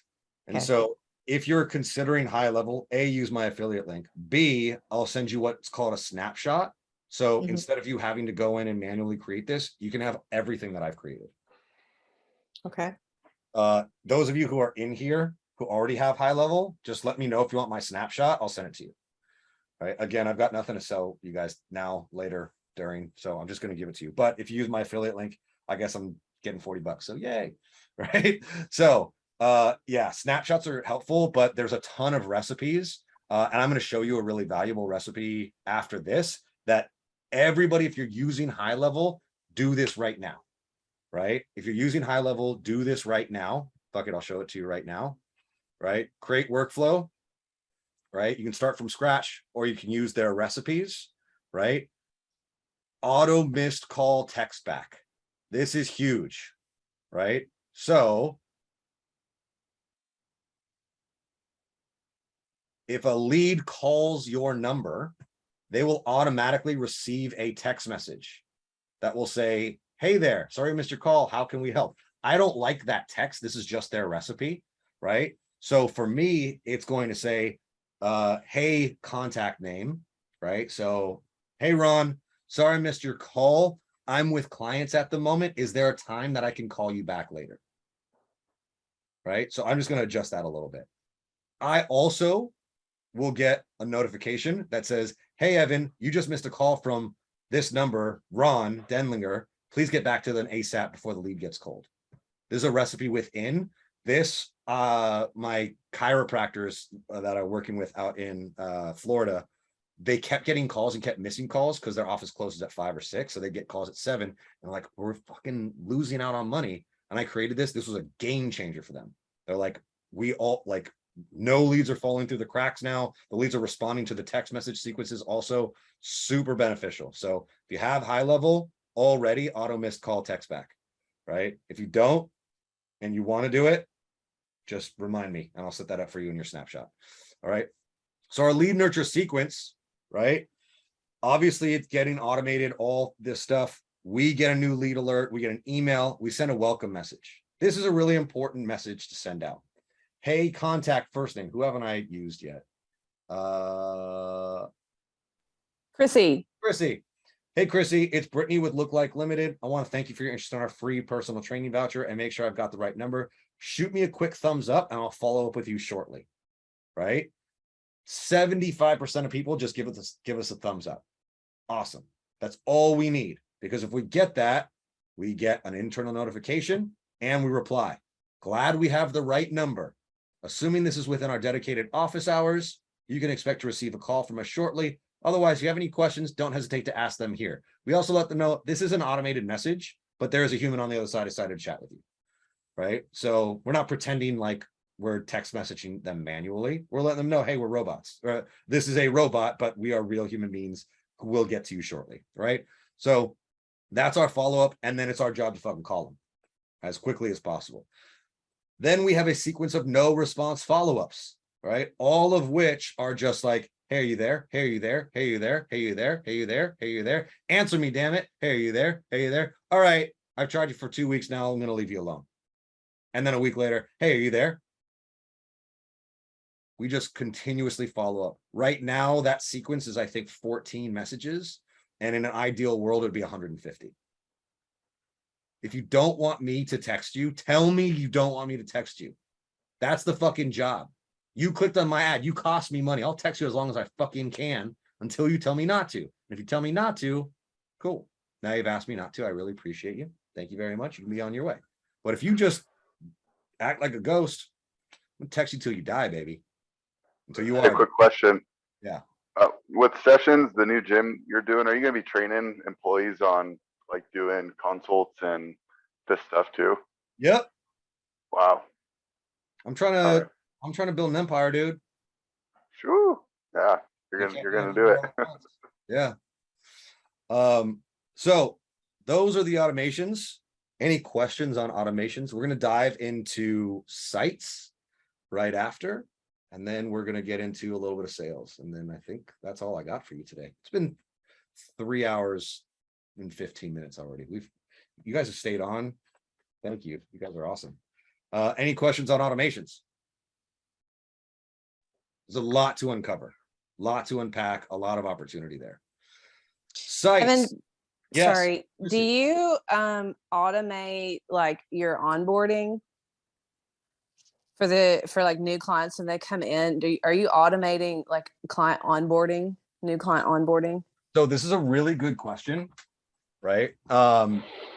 Jared runs a gym and an online training program, right? Mhm. Jared has 2 coaches. Jared is going to, for sure, implement an automated client experience pipeline, right? So let's go back to the opportunities, right? So this is the main offer pipeline, but here's the client journey pipeline, right? So let's say Jared, for his online program, right? Let's go back to main offer, excuse me. Right? So let's say Jared's got an online client. He just sold him. Fantastic.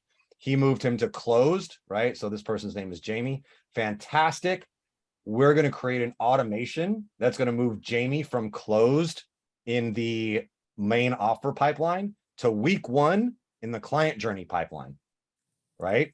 And so the day that happens, this person, Jamie, right, is going to get his onboarding packet, his access to his app, whatever we need to automate, he's going to get that in his email. 7 days later, this client is going to move down the pipeline, right? Every single day that we need to, right? Or week that we need to, right? All of this stuff is going to happen automatically until the client's life cycle is up, right? So for online, fuck yeah, we're going to do this. In person, nah. I don't do it in person because I get to experience them day in and day out. That's not the right attitude for me to have. By the way, I know that this would make our life a lot easier, but we see our clients 3 times per week. Like they don't need to be emailed like, hey, here's a like cool recipe for you. It's like, just come in and ask me a fucking question, right? So for online, this is going to be really, really valuable. And for in person, if you think that you can provide 12 weeks of value via email that people actually want, it can only help. D, you raise your hand. Yes. So with the trauma recovery coaching, there are assessments that have to be done at specific increments of time, 30, 60, 90 days kind of thing. Is there a way to set up an internal reminder before their appointment for me so that I don't have to think about that or schedule that on my own? Is that an automation that's possible? Yeah, 100%. Okay. So you would just set it up in your automations, right? Which is like, okay, new client. Thanks, Jared. Appreciate you. Let me use yours as an example this whole time. The client would move down the pipeline, right? Mhm. And as it's happening, right, automatically clients receiving something and you can receive something, right? So you can easily set up those automations to daily, weekly, specific time, specific event, specific type of automation. Like you can set all that stuff up. Okay. And it can just be not something that goes to both of us, but just internally for me as a reminder. Absolutely. Okay. Awesome. Yeah. Awesome. Thank you. Let's go to sessions real quick. Sweet. All right. So when it comes to sites, High Level is a really good funnel builder. All right. You can see that right now we just have our static "we're coming soon" page, right?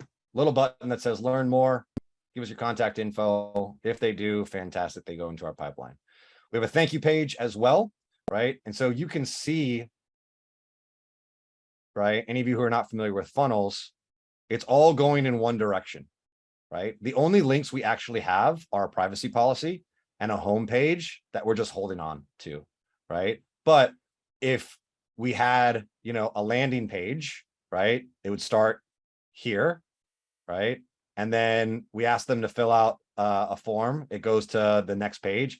And then if we have an order, an order form that we could do there, it goes there. Everything is going in one direction and it's towards the end goal, whether that's a purchase or gathering client data, all of that stuff. And again, because this is all on one platform, you can link this to any automation that you want, right? So a lead comes in, not only do I get their data, sweet, they're now inputted in my pipeline and they're getting these text messages, right? Super awesome. You can also use it to build a website. Now, I don't love the way that it looks, their website builder.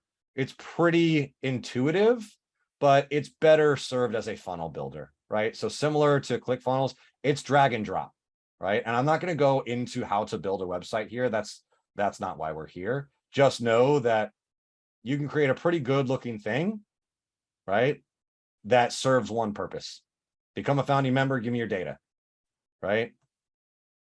We added a widget here. So we have this countdown timer.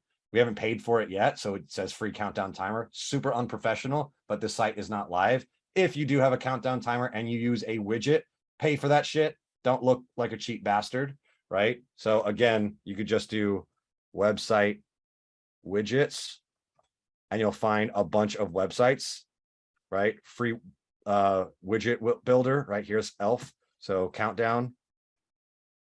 Cool. And I can add this timer into my website. Right? Super simple. Going into the builder, you can see here, custom HTML JavaScript. That's the widget, right? These two things, get your spot now. These are both widgets, right?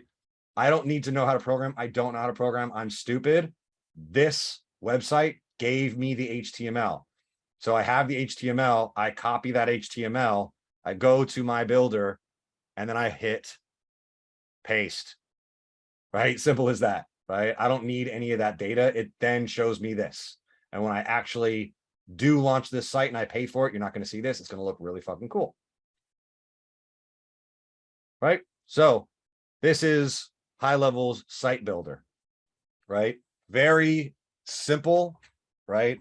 Funnel building in general was designed to be very user-friendly, right? The only thing that we changed that is not within the site is these countdown elements, right? And you can have all kinds of widgets. You just need to know how to Google, you know, website widgets, and there's a million of them. Elf site has so many different widgets that you can buy. You can see all of these widgets that are available, right? So if you want to get more customized for your funnel, more, you know, complicated or more sexy, whatever, you can build a widget. I don't like the way that this looks in particular. I'm gonna have to talk to my guy about it, but that's pretty much it, right? So relative to your website, again, High Level is going to be your answer for sure. If you're building a mall, it's going to be different. But if you're just trying to gather data, Chrissy said, my website is a lead page, works just fine. Exactly. Like all I need is your number. That's it. So I can text you. High Level. Use my affiliate link if you don't have one. Get it set up. If you need my snapshot, just send me a Facebook message because I'm not going to save this chat. So let me know and I'll get you my snapshot. Cool. Cool. Okay. 2.5 hours, 3.5 hours in. We've covered a lot today. We've covered High Level. We covered website. We covered online. We covered meet new people. We covered a summer play. Is there anything we haven't covered that you would like to go over? We even covered sales. I thought we were going to cover sales, and I realized I just walked you through my sales process. Right? The only thing that we haven't covered, I thought we were going to have some people who were in the B2B space, the coaching space, and they ended up not showing up, is how I sold B2B, right? How I sold half of you guys who are in the Garage Gym Revolution, right? I was not lying when I said that I had nothing to sell you before, during, or after. Doing this was not about trying to pick up clients. I don't have the capacity for it, right? I do not have the capacity for new clients, right? I've known Jared randomly. We've never met in person, but we've been in the same circle for 5 years now, right? I decided to do this because when it rains, it pours. In back-to-back days, like I had a chiropractor, a trainer, and a gym owner reach out and like, hey, can you do this for me? Can you run my ads for me? Hey, can you help me with my sales pipeline? Can you do this? And I was like, no, I can't. And no, I don't want to get back into selling digital marketing and digital coaching. Like I can't, I don't have the capacity for it. I can't be really invested in somebody else's success right now. It's selfish to say, but it's true. I just don't have the capacity for it. And for 2 years, I was really invested in other people's successes, right? Ron's been with me for a long time. Manny's been with me for a long time. Christian's been with me a long time. Chrissy, you weren't with me for a long time, but we saw each other, right? And I think one of the things that you guys could probably all attest to is a motto that I set forth when creating that business, which was, I'm going to care more than the other guys. That was it. And that's how I ran my fitness business as well. What makes you different? I care more than the other guys. What makes you different than Orange Theory? Because you're more expensive. I care more. That was it.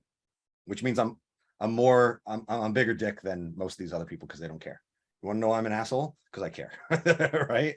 And so I wanted to do this because I wanted to give all of you guys the keys that people are charging $5, $10, $15, $25,000 for, so that you guys would stop fucking DMing me. However, Jared reached out to me and he was like, hey man, I need my life to be simplified, right? And all I need is this, this, and this, right? So now I'm talking about B2B sales, right? I was like, hop on, like, let's chat over FaceTime video right now and let's see what's going on. I thought it was going to be like, let me just send you my snapshot for High Level and you can be on your way, right? But the more that he was telling me, the more I was like, oh, his business is really interesting. And Jared's also really successful, right? His online training program does 20K a month plus, right? He's got a separate gym that he knows that he could probably do multiple six figures in if he put in a little bit more energy into, right? So because Jared's not going to respond, like Jared will not rely on me to make him successful. He just needs his life simplified. I was like, all right, I will listen and I will give you a month, right? And Jared purchased a month of my services, and it might be a month, it might be 6 weeks, but comes the day my gym opens, I'm making sure that Jared is going to be set up for success the entire time. Like, I don't want him to reach out to me and be like, hey, I need to figure this out. That would be me failing Jared, right?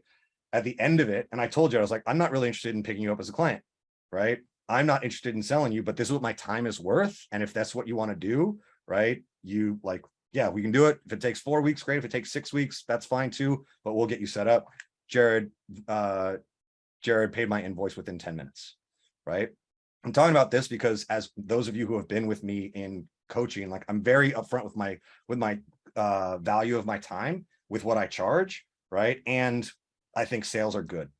I think selling is good. I think marketing is good if you're putting out a quality product. And the same reason that I told you can use my affiliate link and I get 40% is because you can do it. Like, I don't need your $40, right? But if you guys make $40 because you get into affiliate marketing, fuck yeah, that's good for you to know, right? So I'm very upfront with all of my sales, right? Because you guys need to be upfront with your sales. When I was selling B2B, the first thing that I did was give people the price. Many of you who are here remember that, right?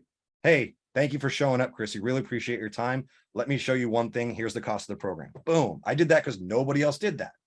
Everybody else was trying to butter people up and give them shit and just like drop the price at the end because I provided so much value. Nah, here's my price. Boom. Any questions about it? Whoa, that's a lot of money. Yes, it is. Now it's on me to show you that I'm worth it. And then you know what my sales process was? All right, Chrissy, here's what your Instagram looks like. Oh shit, Evan did his research. Yeah, here's what your Facebook looks like. Oh shit, Evan did your research. Here's what I will change right now. And you're not paying me for this, right? I'll even send you this video. You need to do this to your cover photo. You need this, do this to your intro. You need to do this with your little Instagram like bubbles or whatever they are. You need to start running more reels because you don't do that. You need to have a call to action. Within the first half hour, Christy already has a strategy that's going to make her a couple $1,000. And I haven't asked her to buy, right? After people know the price, I'm already providing them value and I'm not asking them to buy, right? And then I'm just shutting the fuck up and listening, right? And when Jared and I chatted, right, I was just like, hey, I'm going to send you this thing. It'll be a 5-minute call and you're a fucking stud. So I want to see your abs. So win for me, right? I get to see stud over FaceTime video. And then he's asking me for his help. And I'm like, well, this is what my time's worth. This is how long I think it's going to take. These are the things that we're going to do, right? And if you want to do it, let's do it. And he's like, I want to do this right now. It's like, okay, cool. And before he said, before he signed up, he's like, you know, I've been looking for this help for weeks or months. I forgot what he said. If you're in here, you can correct me, Jared. He's like, and nobody was listening to me. And I was like, well, I didn't call to sell you. I called to help you and I called to listen to you, right? And this is the thing that people get wrong about sales all the time. Like, if I give you my price point and then I give you a ton of value, I don't have to ask for the sell anymore. I don't have to ask you to say like, hey, do you need a payment plan? Like, this is what it is, right? And all I've done is listen better than everybody else, right? Jared actually asked me about my assessment process, which is why I went through that 15-minute tour of how I do that. All I'm doing is listening and being kind of funny, showing videos about me being naked and working out, like showing TikTok videos, right? All I'm doing is listening really, really well. And there have been many times, especially in the B2B world, where I'm like, I can't help you. And a lot of people aren't willing to do that because leads are expensive, right? And because time is expensive and time is money, right? People don't want to lose a sale just because they're not yet qualified, but fuck that. If I can't help you, I'm not going to. I'm not going to ask you for money, right? And if I can't give you a valuable service, I shouldn't be charging you. But if I listen to your problems and I have the solution, like all I have to do is listen more than the other person. Brittany has been doing this for 2 years now, right? And she's had multiple people in her assessments cry. Do you work in massage? I expect people to cry around you, Also, you just got that thing where people want to cry around you. You open people up, right? But like, that's good listening, right? I was playing video games while she was doing an assessment. 2 hours had gone by and I'm like, whoa, I've been playing video games for 2 hours and she hasn't come back. I was like, is my wife murdered?